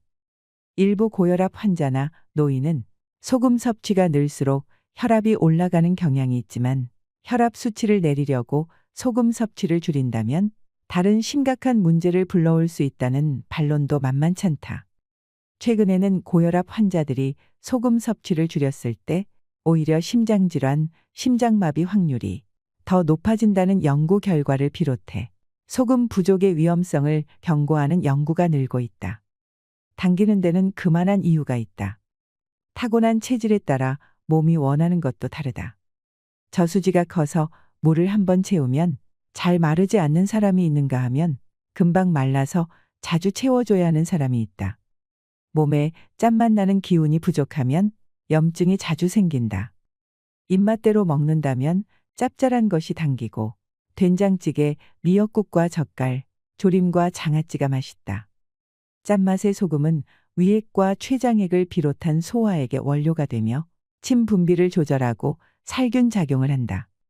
그런데 소화액이 잘 만들어지지 못하면 소화도 안 되고 먹은 음식이 제대로 발효되지 않아서 가스가 차거나 더부룩하고 답답한 느낌이 든다. 세상에 필요 없는 맛은 없다. 모두 고유한 기능이 있고 존재 이유가 있다. 살아있는 사람은 자신에게 필요한 맛을 정확하게 찾아낸다. 어떤 것도 절대적으로 약이거나 독이 되는 것은 없다. 입맛은 결국 우리를 살리기 위한 소중한 신호다. 대부분의 질병은 원인을 모른다. 지금 행해지는 의학적인 치료법도 모두 과학적 연구가 뒷받침된 것은 아니다. 실제 과학적 연구가 뒷받침된 치료법은 15에서 20%에 지나지 않는다고 한다. 현대의학의 치료법은 계속 바뀌고 있으며 심지어 완전히 달라지기도 한다. 그러다 보니 치료는 대부분 증상 완화 또는 지연을 위한 대증요법이다. 혈압을 수치로 정상, 비정상을 나눠 그 기준에 미치지 못하면 문제가 있는 것으로 진단된다. 많은 사람이 쓰고 있는 비염약은 몸의 수분을 말려버리는 방식으로 작용한다. 콧물만 멈추는 것이 아니라 몸의 다른 수분까지 말려버려 피부가 극도로 건조해져 가려움증에 시달리고 눈이 건조해지고 침이 말라 소화액 분비가 안 되는 부작용이 따라온다. 의료는 이미 거대한 산업이다. 산업화된 의료는 효용성과 효율성을 중시할 수밖에 없다. 그래서 돈이 되지 않는 것에는 시간과 비용을 들이지 않는다. 우리나라 사람의 하루 소금 섭취량이 12.5g이라는 통계가 있다. 이에 대해 의학계나 영양 전문가들은 권장량보다 지나치게 높다고 하면서 소금 섭취량을 줄여야 한다고 주장한다. 우리가 기준으로 삼고 있는 WHO 권장량 5g이 우리나라 사람에게 합당한지에 대한 연구는 찾아보기 어렵다. 5g과 12g 수치를 단순 비교하면 우리나라 사람이 소금을 지나치게 많이 먹는 것처럼 보인다. 육식 위주인 서양 사람과 다르게 우리나라 사람의 식단은 아직도 곡식과 채식이 주를 이룬다. 육식하면 고기의 염분을 자연스럽게 섭취하지만 곡식과 채식을 주로 하는 사람은 따로 염분을 섭취하지 않으면 안 된다. 우리의 식사는 밥과 국과 김치가 기본이다. 특히 우리나라 사람들이 즐겨 먹는 김치나 장아찌, 나물 무침 등은 나트륨 못지않게 칼륨 함량이 많다. 우리가 즐겨 먹는 국물과 찌개에 나트륨이 많다고들 하는데 이것 또한 그렇지 않다. 우리가 즐겨 먹는 국은 국물과 함께 먹기 때문에 물에 염분이 녹아있는 형태다. 소금물의 농도로 따진다면 물에 희석되어 오히려 염도가 낮아지는데 단순히 나트륨 양만 계산하는 것은 옳지 않다. 나트륨 섭취 주범 1위인 김치는 나트륨 못지않게 칼륨도 많다. 칼륨은 나트륨과 함께 전해질의 주성분이고 나트륨과는 보완관계다. 사실 소금 섭취량, 물 섭취 권장량은 수치만 정해져 있을 뿐 왜 그런 수치가 나왔는지에 대한 논리가 없다. 고혈압 정말 위험한가? 근본적 문제를 해결하지 않고 혈압약을 쓰면 일시적으로 혈압이 떨어질지 모르지만 시간이 지나면 우려하던 여러 합병증이 나타날 수 있다. 혈압약을 오랜 기간 복용하면 혈액 공급에 문제가 생겨 신체 기관의 혈액 공급이 원활하지 않아서 심각한 상황이 발생할 수 있다. 가장 많은 혈액을 필요로 하는 신장과 뇌에 문제가 생길 수 있다는 말이다. 혈액량이 줄고 혈압이 떨어져 흐름이 원활하지 않을 경우 신장 기능에 심각한 문제가 생길 수 있고 뇌경색이 오거나 치매 발생률도 더 높아진다. 미국 심장학회에서는 혈압약을 복용하는 사람이 그렇지 않은 사람보다 심장 발작을 일으킬 확률이 60% 더 높다고 보고했다. 일본에서 고혈압 약을 장복하면 치매 발생률이 증가한다는 연구 결과가 보도되기도 했다. 스스로 조절하는 메커니즘. 소금은 속성상 과다 섭취하기가 쉽지 않다. 사실 약 먹고 죽은 사람은 있어도 소금 먹고 죽은 사람은 없다. 우리 몸에는 염분이 과해지면 자연스럽게 몸 밖으로 배출하는 조절 시스템이 있다. 신장은 과잉 섭취한 나트륨을 모두 배설할 수 있을 뿐 아니라 부족하면 나트륨의 99% 이상을 다시 흡수하도록 되어 있다. 과연 고혈압을 병으로 봐야 하는지에 대해 문제 제기를 하는 시각도 많다. 의료계에서도 이에 대해 근본적 질문을 하는 목소리가 계속 커지고 있다. 고혈압은 그 자체가 질병이 아니라 인체의 혈액 순환을 기존대로 유지하려는 인체의 항상성의 반응이라고 할 수 있다. 이때 약물을 써서 혈압을 낮추면 혈전으로 오히려 뇌혈관이 막히고 만다. 지금까지도 고혈압 약은 황금알을 낳는 거위로 불리며 전 세계에서 가장 많이 팔리는 약 가운데 하나다. 소금을 따로 먹지 않는 에스키모인도 고혈압이 없는 것으로 유명하지만 평균 수명이 40대를 넘기지 못한다. 그에 반해 소금 섭취량이 많기로 유명한 독일과 일본 장수 지역 주민들은 세계보건기구 권장량의 5, 6배를 섭취하지만 오히려 건강하게 장수하는 것으로 알려져 있다. 최근에는 고혈압이 소금 섭취보다 체중 증가, 비만 등 다른 원인으로 생긴다는 연구 결과가 나오고 있다. 고혈압 환자들 가운데서도 소금을 적게 먹은 환자 그룹이 많이 먹은 그룹에 비해 심장마비를 일으킬 위험이 4배나 높은 것으로 나타났다. 내 몸을 살리는 최강의 소금 사용 설명서. 소금으로 염증을 다스린다. 상담하다 보면 자신을 걸어다니는 종합병원이라고 말하는 사람이 많다. 그런데 그 내용을 가만히 들여다보면 결국은 온갖 염증으로 고생하고 있다. 최근에는 만성염증을 앓는 사람들이 치매 발병률이 높다는 연구 결과가 나오고 있어 염증은 그야말로 만병의 근원이 되고 있다. 저수지나 물탱크에 물이 풍부해야 진화 작업이 수월한 것처럼 우리 몸에도 물과 소금이 풍부해야 염증이 잡힌다. 소금에서 살아남는 균은 없다. 찬 것을 피하고 국물이나 소금차 형태로 마시고 몸을 따뜻하게 해주면 혈액 순환이 좋아지고 땀과 소변으로 노폐물을 배출하는 능력이 좋아진다. 몸이 냉하면 면역 기능이 약해져 염증이 잘 생긴다. 몸에 염분이 부족하면 감기에 걸렸을 때 잘 낫지 않고 오래 간다. 감기 증상이 있다 싶으면 몸을 따뜻하게 하고 평소보다 물과 소금 양을 늘릴 필요가 있다. 자주 염증에 시달리는 사람은 질 좋은 소금을 구해 평소에도 꾸준히 먹는 것이 좋다. 된장국이나 미역국, 콩나물국 등에 소금이나 조선 간장을 타서 뜨겁게 먹고 땀을 내줘도 좋다. 류머티즘은 관절 염증이다. 관절염이 생기면 염증으로 인해 몸이 붓고 열이 나고 심한 통증에 시달리기도 한다. 염증이 진행되면 온몸에 문제가 생긴다. 처음에는 손가락에서 시작했다 하더라도 그 혈액이 온몸을 돌아다니다 보니 나중에는 무릎, 어깨 등 안 아픈 곳이 없을 정도로 통증에 시달린다. 류머티즘은 남성보다 여성이 많은데 냉기로 인한 저체온과 밀접한 관련이 있다. 염증을 잡기 위해서는 소금이 필요하지만 몸이 냉하다 보니 흡수가 잘 되지 않는다. 이때는 몸을 데우고 체온을 올리는 찜질과 운동을 병행해야 소금이 잘 흡수될 수 있다. 비염과 천식, 소금이 필요하다. 비염의 종류에 따라 대처법이 좀 다르지만 공통적으로 해당되는 사항은 바로 속이 차고 건조하다는 것이다. 첫째, 흐르지 않고 뒤로 넘어가는 비염인 경우 소금과 함께 레몬즙이나 레몬차, 오미자차를 섞어 마시면 좋다. 둘째, 콧물이 줄줄 흐르는 비염인 경우 생강차를 함께 마시면 효과를 볼 수 있다.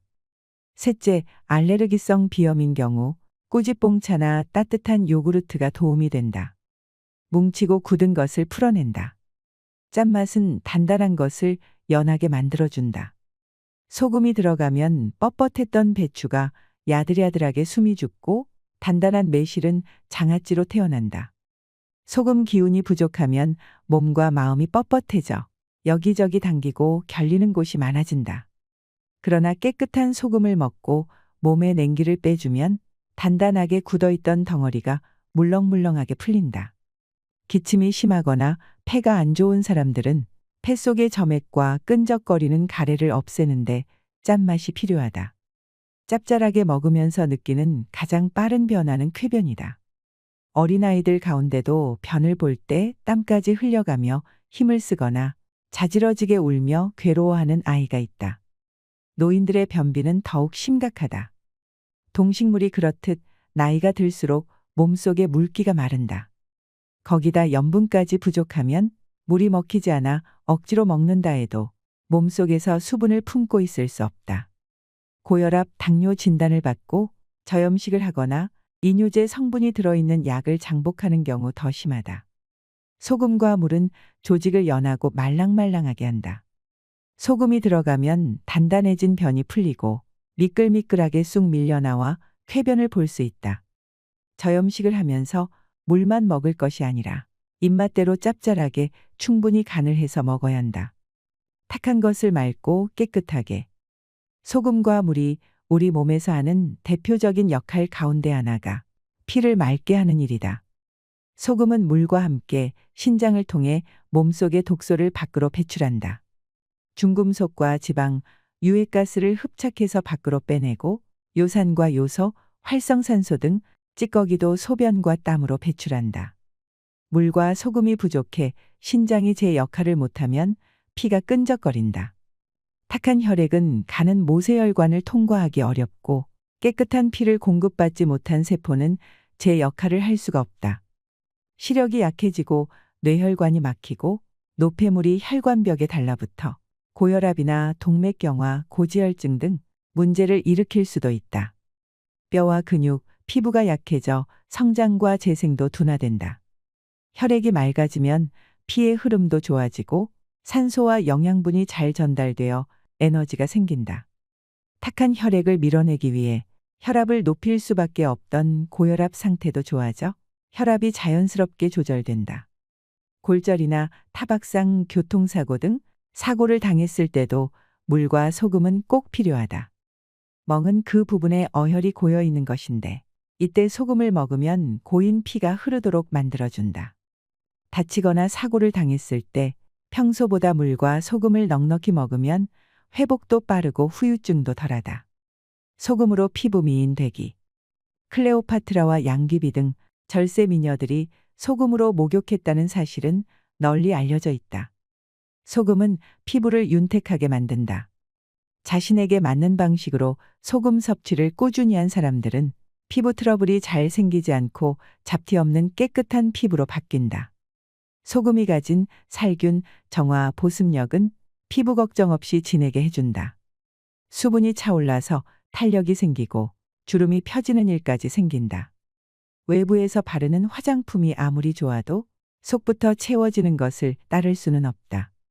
아토피, 지루성 피부염, 습진 등의 피부질환 염증에도 소금이 필요하다.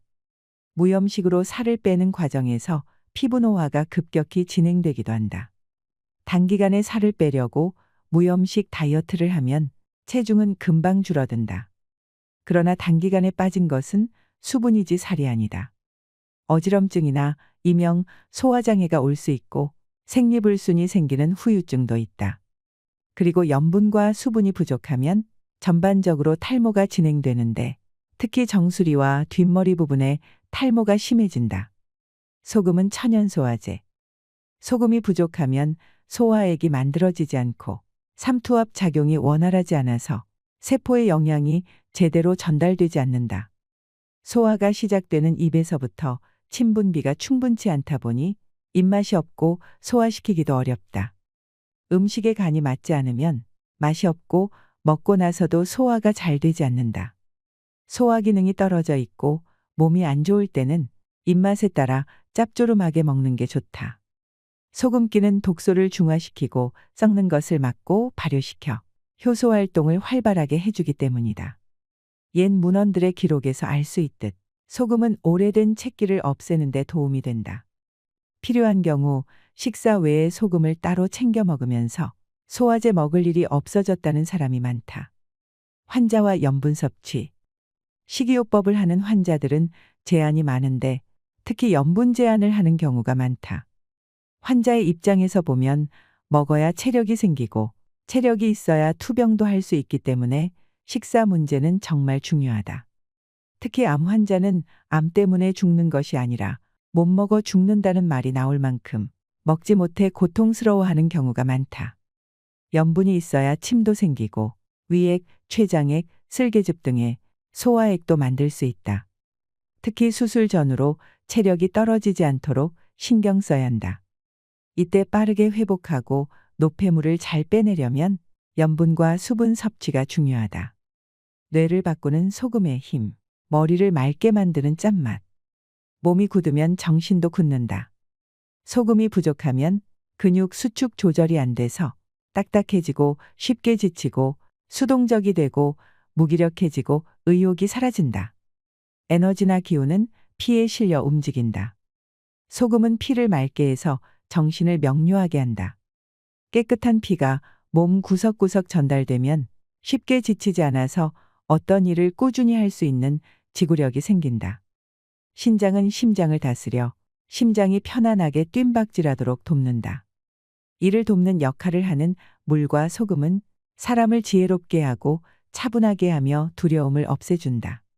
몸과 생각이 굳어 뻣뻣해진 사람은 소금이 필요하다. 건강을 찾기 위해 좋은 소금을 먹고 입맛대로 간간하게 먹으면서 머리가 좋아졌다는 사람이 많다. 머리를 많이 쓰는 직업을 가졌거나 중요한 의사결정을 내릴 때 깊이 사고해야 하는 경우 더더욱 물과 소금을 잘 챙겨 먹고 뒤쪽을 잘 풀어줘야 한다. 맑은 정신으로 존엄하게 돌아가시는 힘. 존엄한 죽음을 맞이하려면 역설적으로 힘이 필요하다. 병석에서 오랫동안 앓으며 입맛을 잃은 어른이 어느 날 문득 뭔가 먹고 싶다고 말하면 가족들은 마음의 준비를 해야 한다. 그 마지막 양식을 드시고 힘을 내어 돌아가시기도 하기 때문이다. 암보다 중풍보다 더 무섭다는 치매는 가족 전체를 고통에 빠뜨린다. 치매로 고생하던 부모님의 식사에 소금 양을 늘리거나 따로 소금물을 섭취하게 하면서 증상이 호전되는 사례를 많이 봤다. 뇌신경세포는 크기가 늘어나는 것이 아니라 얼마나 연결되어 있느냐가 핵심이다. 뇌 신경망을 연결하려면 뇌혈류가 좋아야 하고 막힘이 없어야 한다. 물과 소금은 스미게 하고 연결시키는 역할을 한다. 전해질 농도를 맞춰 전기 신호가 잘 흐르도록 해준다. 그래야 겨울밤을 맞는 것처럼 존엄한 죽음을 맞이할 수 있는 힘도 생긴다. 건강하게 살려면 소금을 얼마나 어떻게 먹어야 할까? 이렇게 중요한 물이지만 물만 많이 마시면 위험해진다. 저염식을 하면서 물까지 많이 마시면 체액의 염도를 맞추느라 우리 몸은 이뇨작용을 통해 수분을 소변으로 배출하게 된다. 물과 소금이 부족한 상태에서 커피나 녹차, 음료 등을 많이 마셔도 이뇨가 심해진다. 이런 경우 물을 아무리 많이 마신다고 해도 몸에서 보유할 수 없어 오히려 만성 탈수 상태가 될 수 있다. 이처럼 염분 없는 물 섭취는 아주 위험하고 운동 중 과도한 수분 섭취는 수독증, 저나트륨 혈증을 불러온다. 소금을 충분히 먹어야 물이 자연스럽게 당기고 인체도 수분을 보유할 수 있는 상태가 된다. 소금 없이 물만 마시면 위험하다. 물이나 이온 음료에 소금을 타서 마시는 것도 괜찮은 방법이다. 먹는 양은 그날의 날씨나 운동량과 활동량, 체질에 따라 개인별로 차이가 있으므로 스스로 적당량을 찾아야 한다. 단맛 과잉 시대, 맛의 균형. 과하다는 측면에서 따진다면 짠맛이 문제가 아니라 단맛과 매운맛이 더 심각한 문제를 갖고 있다. 단맛 과잉 시대의 균형을 맞추려면 짠맛의 소금이 더 필요하다. 과일과 채소가 건강에 좋다고 권장하면서 염분을 제한하면 칼륨만 과다 섭취하게 된다. 단맛이 과해지면 단단하고 굽고 뭉치는 기운이 지나쳐 연하고 말랑하고 미끌거리는 기운을 눌러버린다. 그러니 물과 소금으로 균형을 잡아 탁해지지 않도록 해야 한다. 이때 몸은 본능적으로 짠맛을 더 원하게 된다. 짜게 먹으면 살찐다는 주장이 상식처럼 여겨지고 있다. 수분을 빼는 가장 쉬운 방법은 염분을 제한하는 것이다. 수분이 빠져 체중은 줄어들지 모르지만 몸에 수분이 부족해 피부가 마른 귤 껍질처럼 되기도 한다. 체중을 줄이려다가 더 중요한 건강을 잃게 된다. 짭짤한 것이 당기는데 엉뚱하게 염분 제한을 한다면 결국 과식, 폭식으로 이어지게 된다. 필요한 것이 들어가면 우리 몸은 만족하고 먹기를 그만둔다. 평소 소금기가 충분하면 고기나 라면이 당기지 않고 야식의 유혹에도 흔들리지 않는다. 건강한 다이어트를 원한다면 염분을 꼭 섭취해야 한다. 건강을 위해 좋은 소금을 먹어야 한다는 사람들 사이에서도 논란이 되는 부분이 있다. 이는 천일염과 정제염 논쟁으로 이어진다. 소금을 먹되 꼭 천일염을 먹어야 한다고 주장하는 사람들은 천일염이 천연 소금이라는 것을 강조한다. 정제염은 공장에서 만들어낸 기계염으로 오히려 건강을 해친다는 것이다. 천일염은 천연 소금이므로 유익한 미네랄이 많아서 건강에 좋지만 정제염은 염화나트륨뿐이므로 위험하다고 주장한다. 과연 그럴까? 정제염은 실험실에서 만든 인공화합물이 아니라 바닷물을 여과시키고 정제시켜 얻어낸 소금이다. 천연 소금을 옹호하는 사람들의 주장대로 미네랄이 그렇게 중요하다면 굳이 소금을 먹을 필요가 없다. 천일염에 있다는 미네랄은 우리가 먹는 곡식, 과일 같은 음식에서도 충분히 취할 수 있어 굳이 소금을 통해 얻을 필요가 없다. 다만 있다고 해도 워낙에 적은 양이라 소금으로 미네랄을 섭취하려면 엄청난 양을 먹어야 한다. 우리가 소금에서 얻어야 할 가장 중요한 미네랄은 다른 어떤 것으로도 대체 불가능한 염화나트륨이다. 시간에 따른 소금 섭취. 소금은 수렴하고 가라앉히는 기운이 강하다.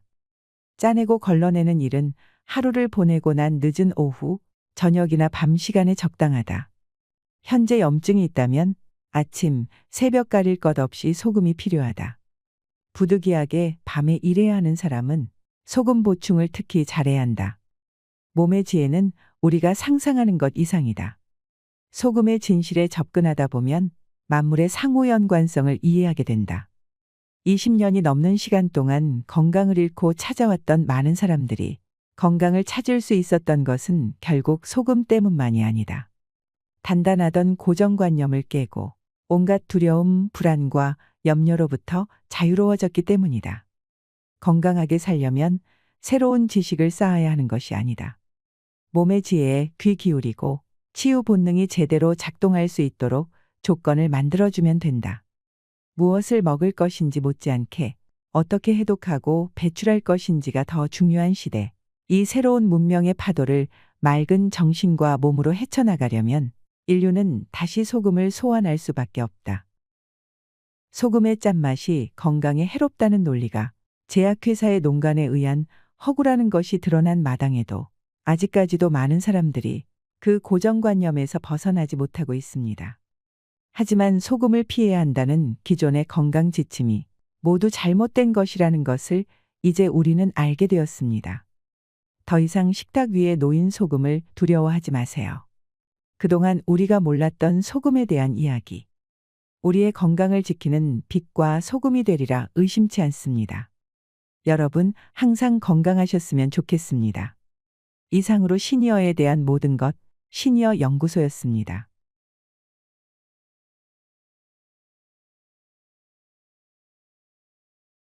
걷기와 관련한 많은 영상들을 보셨을 겁니다.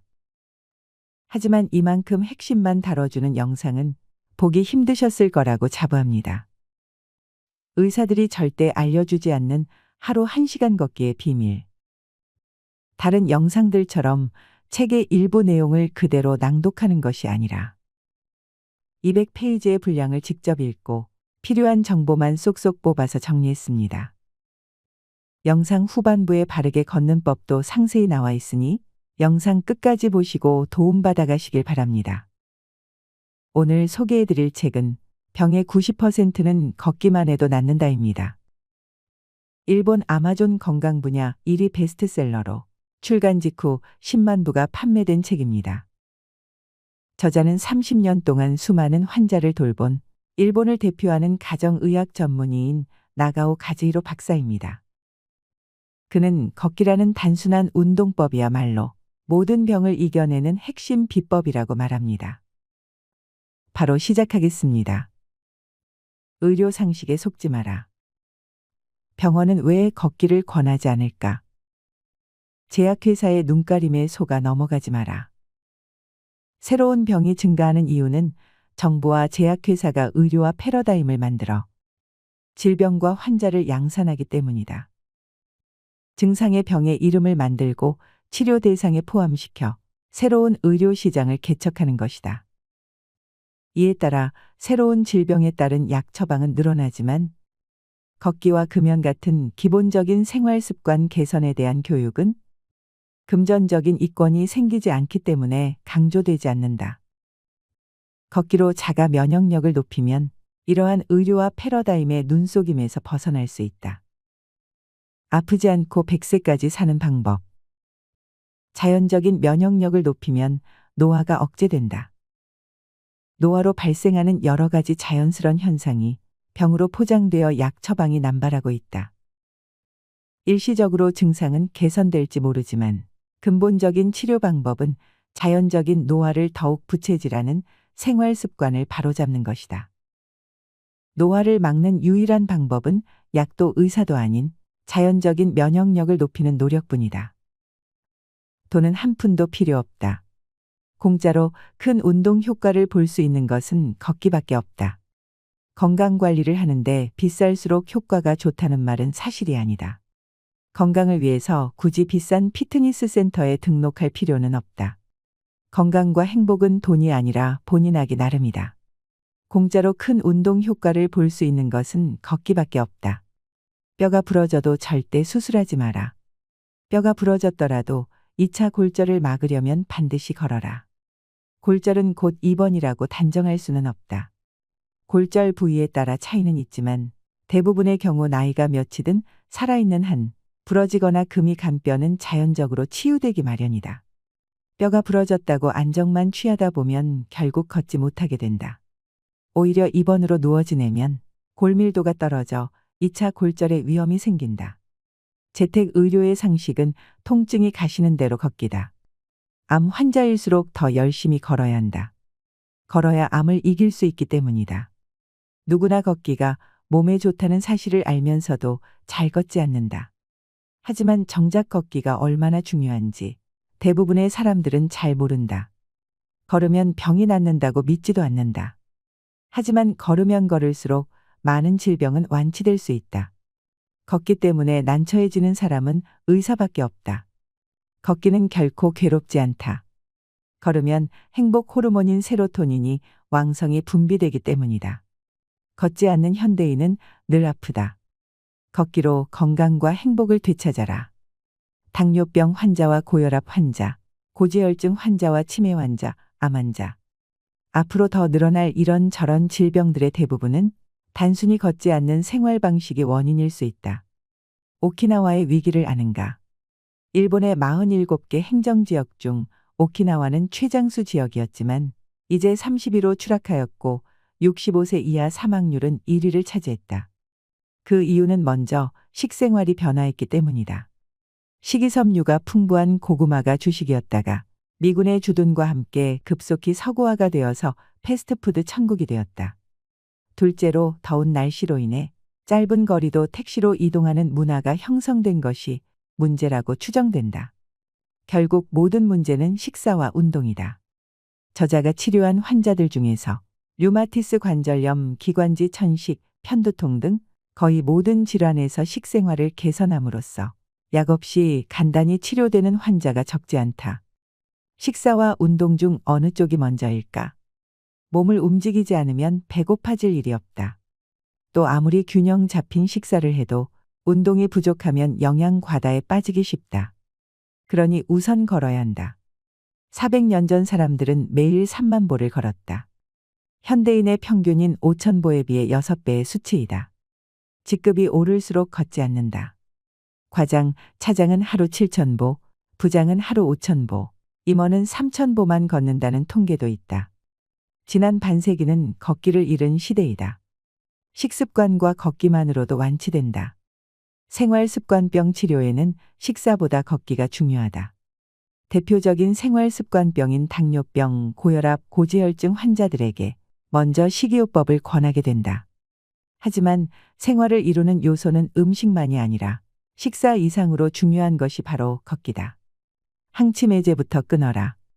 걸으면 치매 원인 물질인 베타 아밀로이드가 사라진다. 우리나라의 치매 환자는 65세 이상 인구 중 75만 명을 넘어섰다. 뇌에도 건강 나이가 있는데 생활습관병의 증가로 젊은 치매 환자가 늘고 있다. MRI를 이용한 뇌검사상 이상 소견이 나오면 항치매제를 처방하는데 이로 인한 부작용으로 도리어 공격적인 행동을 보이기도 한다. 예비군 단계에서 치매를 예방하는 첫 번째 단계는 뇌경색약인 실로스타졸을 복용하는 것이고 두 번째는 계산하며 걷기이다. 50에서 3을 연속적으로 빼면서 1시간을 걸었더니 뇌에 쌓이기 시작하던 아밀로이드가 사라졌다고 한다. 걸으면 행복을 느끼게 해주는 세로토닌이 나오고 함께 걸으면 안도감, 행복감, 신뢰감을 주는 사랑 호르몬인 옥시토신도 나온다. 따라서 치매 환자일수록 누군가가 곁을 지키면서 자유롭게 걷도록 도와야 한다. 걸음 자체도 좋지만 물건을 사는 행위나 이웃과 대화하는 등의 자극은 매우 중요하다. 걷기로 기대 수명이 늘어난다. 암에 걸려도 걷기로 수명을 늘릴 수 있다. 많은 생활습관병은 걸을수록 개선되며 암 발생 위험을 분명히 줄일 수 있다. 항상 움직여야 하는 야생동물은 거의 암에 걸리지 않는다. 암세포는 유전자 손상으로 발생하는데 걸음으로 면역세포를 활성화해 면역체계를 튼튼하게 유지할 수 있다. 지나치게 격렬한 운동은 오히려 세포나 유전자를 손상할 수 있다. 적절한 운동은 NK세포를 활성화한다. 또한 유쾌한 마음으로 즐겁게 운동하는 것도 중요하다. 암 환자는 평소에도 쉬면서 안정을 취하려 하지 말고 부지런히 걸어 체력을 길러야 한다. 걷기만으로 변비 탈출. 걸으면 호르몬 분비가 조절돼 위장이 편안해진다. 대부분 위장 관련 질환은 장의 기능이 약해져 발생한다. 최근 이와 같은 질환이 크게 늘고 있고 대개 약물로 치료를 받는다. 위와 장의 기능을 조절하는 것은 자율신경계로 이 기능을 개선하는 최고 좋은 방법은 걷기이다. 식물 섬유소를 많이 먹고 잘 걸으면 변비가 없어진다. 변비에 좋다는 여러 가지 식품들을 먹어보기도 하지만 걷기 없이는 역부족이다. 걸으면 자율신경이 활성화되어 장운동이 자연스럽게 향상된다. 장내 환경이 나빠지면 유해 세균이 늘어나고 몸 전체의 면역 환경이 악화했다고 할 수도 있다. 장은 다양한 호르몬을 분비하는데 이로 인해 뇌에 영향을 미치기도 한다. 걸을수록 장은 물론 뇌도 건강해진다.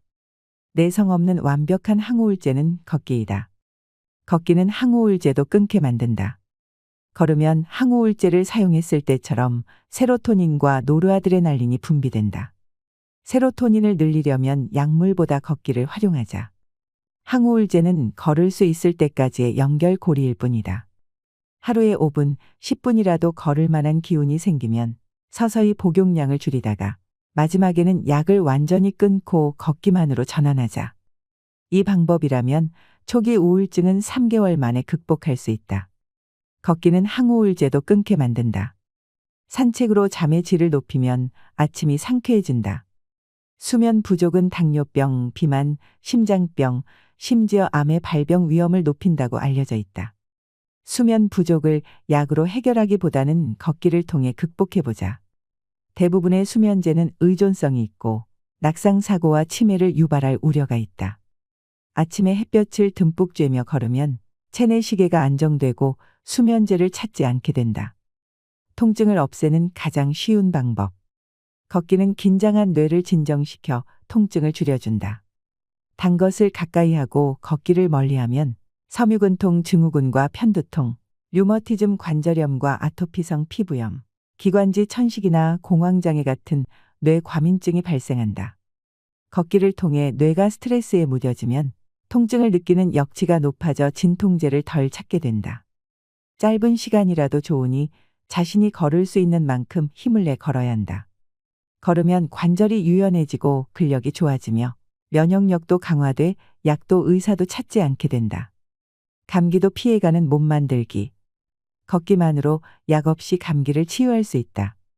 감기약은 증상을 완화시킬 뿐 감기 자체를 치료하는 것은 아니다. 감기를 치료하려면 충분한 휴식을 취해야 하고 젊거나 체력에 자신이 있다면 증상이 발현되는 초기에 걷기를 권한다. 아울러 걷기가 생활화된 사람은 기본적인 면역력이 높기 때문에 감기에 잘 걸리지 않는다. 제대로 알아야 제대로 걷는다. 똑바로 걸어야 치료 효과가 있다. 자세를 바르게 하는 것이 걷기의 기본이다. 거울로 본인이 선 모습을 꼼꼼하게 관찰해 바른 자세를 몸에 익히도록 하자. 배꼽 아래 부분인 단전, 팔과 몸통을 연결하는 부위에 있는 견갑골, 그리고 골반을 의식해라. 자연스럽게 가슴과 등, 배와 허리, 다리 위치가 바로 잡힌다. 자기 자신은 이상이 없다고 느껴도 객관적으로 관찰하면 똑바로 서지 않는 사람이 상당히 많다. 어깨는 뒤로 살짝 당겨 펴라. 팔은 편하게 늘어뜨린다.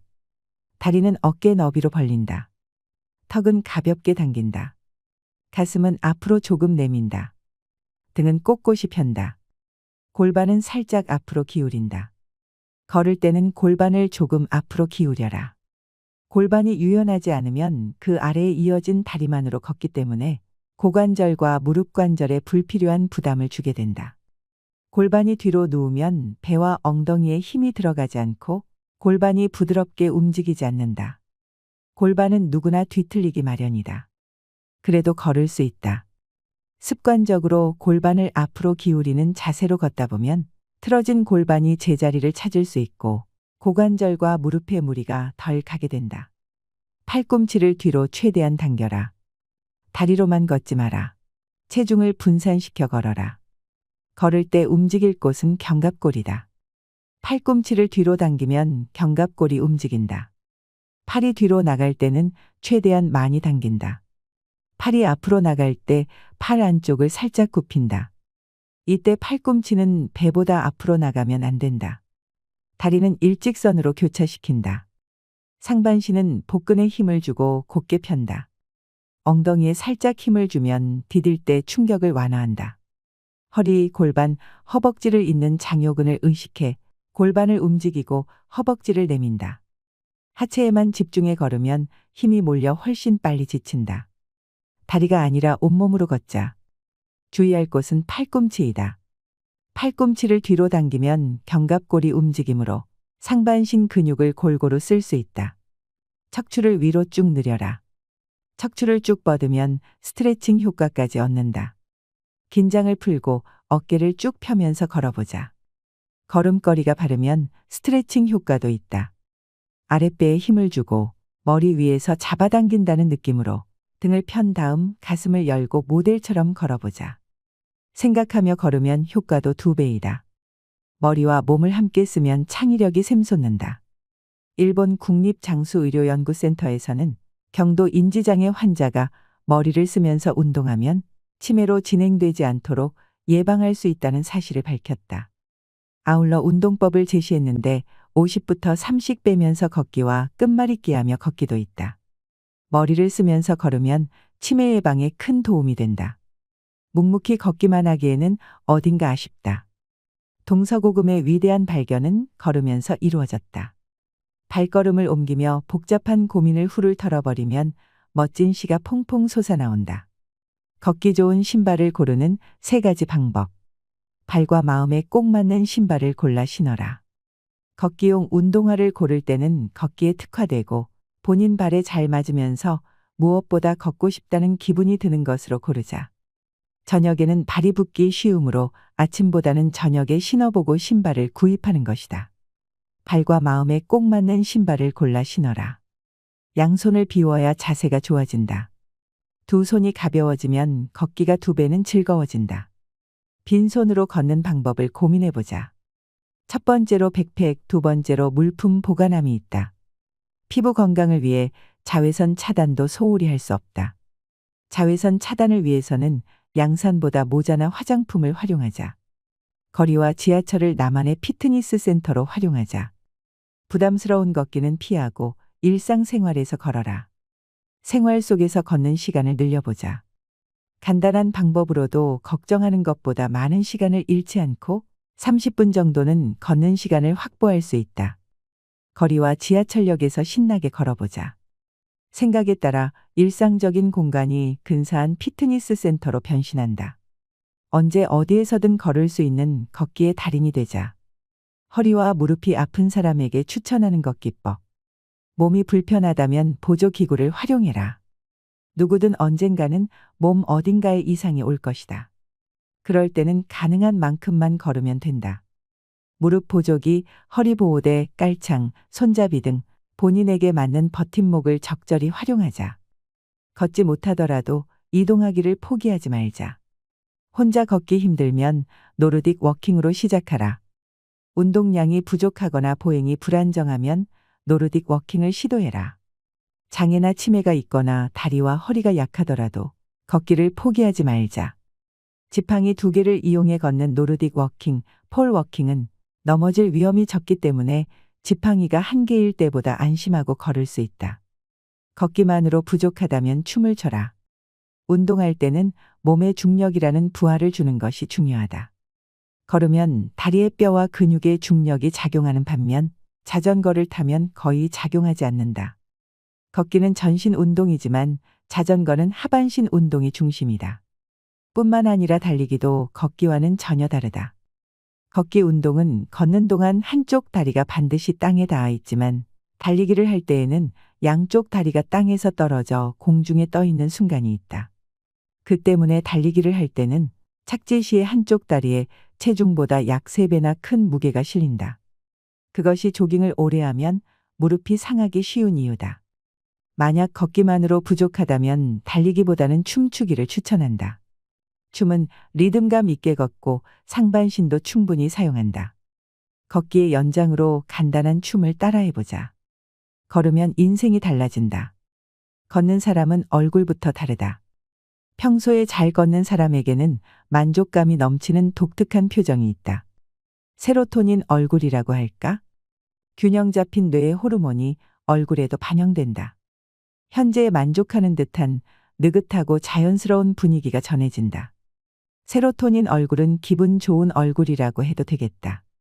정년 후에 찾은 여유로운 시간을 활용해 걷기의 즐거움에 눈뜬 사람들을 보면 흰머리나 주름은 있을지언정 긍정적이고 생기 넘치는 인상이 느껴진다. 걸으면 머리가 좋아지는 두 가지 이유. 걷기만으로도 일과 공부의 효율이 올라간다. 첫 번째는 간접적인 이유로서 걷기가 습관화된 사람은 산소를 들이마시는 힘이 좋아지므로 뇌에 도달하는 산소가 늘어나 뇌의 노화를 늦출 수 있다.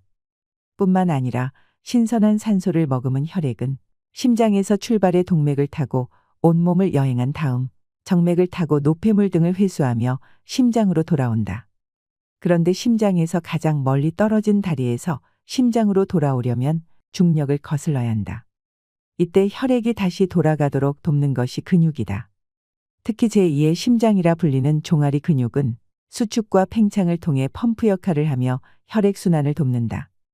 걸을 때는 종아리를 사용하므로 다리에서 심장까지 혈액이 밀려 올라가 혈액순환이 좋아진다. 결론적으로 걸으면 산소 섭취량이 증가하고 혈액순환이 좋아져 산소가 뇌에 골고루 퍼지게 된다. 두 번째는 직접적인 이유로서 손과 발, 그리고 눈과 귀 등 우리의 신체는 외부의 정보를 받아들여 뇌에 전해주고 뇌의 명령을 받아 움직이는 뇌의 출장기관이다. 손이나 발을 사용하면 뇌 내의 신경세포가 자극을 받아 시냅스라는 신경세포가 자극을 받게 되고 시냅스라는 신경세포의 접합부가 연장된다. 연장된 시냅스는 다른 신경세포와 연결되면서 새로운 신경회로를 만들어낸다. 건강 기대 수명 연장은 더 이상 꿈이 아니다. 아프지 않고 100세까지 살고 싶다면 걷기가 답이다. 걷기를 통해 각 신체 기관의 젊음을 지킨다면 그것은 곧 장기의 집합체인 우리의 몸이 젊게 유지된다는 뜻이다. 걷기는 수명 연장에도 도움이 된다. 평균 수명의 증가로 이제 100세 시대를 앞두고 있다. 하지만 오래 사는 것보다 더 중요한 것은 건강하게 오래 사는 것이다. 잘 걷기만 해도 신체 기관이 젊어지고 수명이 연장된다. 건강한 장수란 생애 마지막까지 팔팔하게 걷는 것. 다른 사람에게 병수발을 시키기 싫다면 매일 걸어야 한다. 걸으며 머릿속을 비우면 부자가 되는 길에 한 걸음 가까워진다. 나이가 들수록 뇌가 굳게 마련인데 걷기는 굳은 뇌를 깨우는 가장 간단하고 빠른 지름길이다. 본인의 체력에 맞춰 충분히 걷는 사람은 무엇보다 뇌가 건강해진다. 뇌가 변하면 사고의 틀도 달라지고 삶이 풍요로워진다. 걷기에는 복잡한 머릿속을 정리해주는 효과가 있다. 진정한 리더는 걷기의 가치를 알고 있다. 역사 속의 위대한 인물들도 걸으며 위협을 이뤘다. 위인이 걸어온 길을 더듬으면 걷기는 질병만이 아니라 인생 그 자체를 변화시킨다는 사실을 깨닫게 된다. 역사 속의 수많은 위인들도 걷기를 통해 다양한 진리에 눈뜨고 예술적인 재능을 꽃피울 수 있었다. 걸으면 병을 예방할 수 있다고 합니다. 우리가 두려워하는 치매를 막을 수도 있습니다. 걷는 것만으로도 우울증에서 해방되고 충만한 행복을 느낄 수도 있지요. 단지 걷는 것만으로도 나의 현재와 미래가 변한다면 충분히 해볼 만한 가치가 있지 않을까요?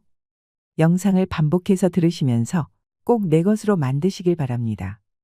나이 들수록 바르게 잘 걷는 사람이 잘 살 수 있습니다.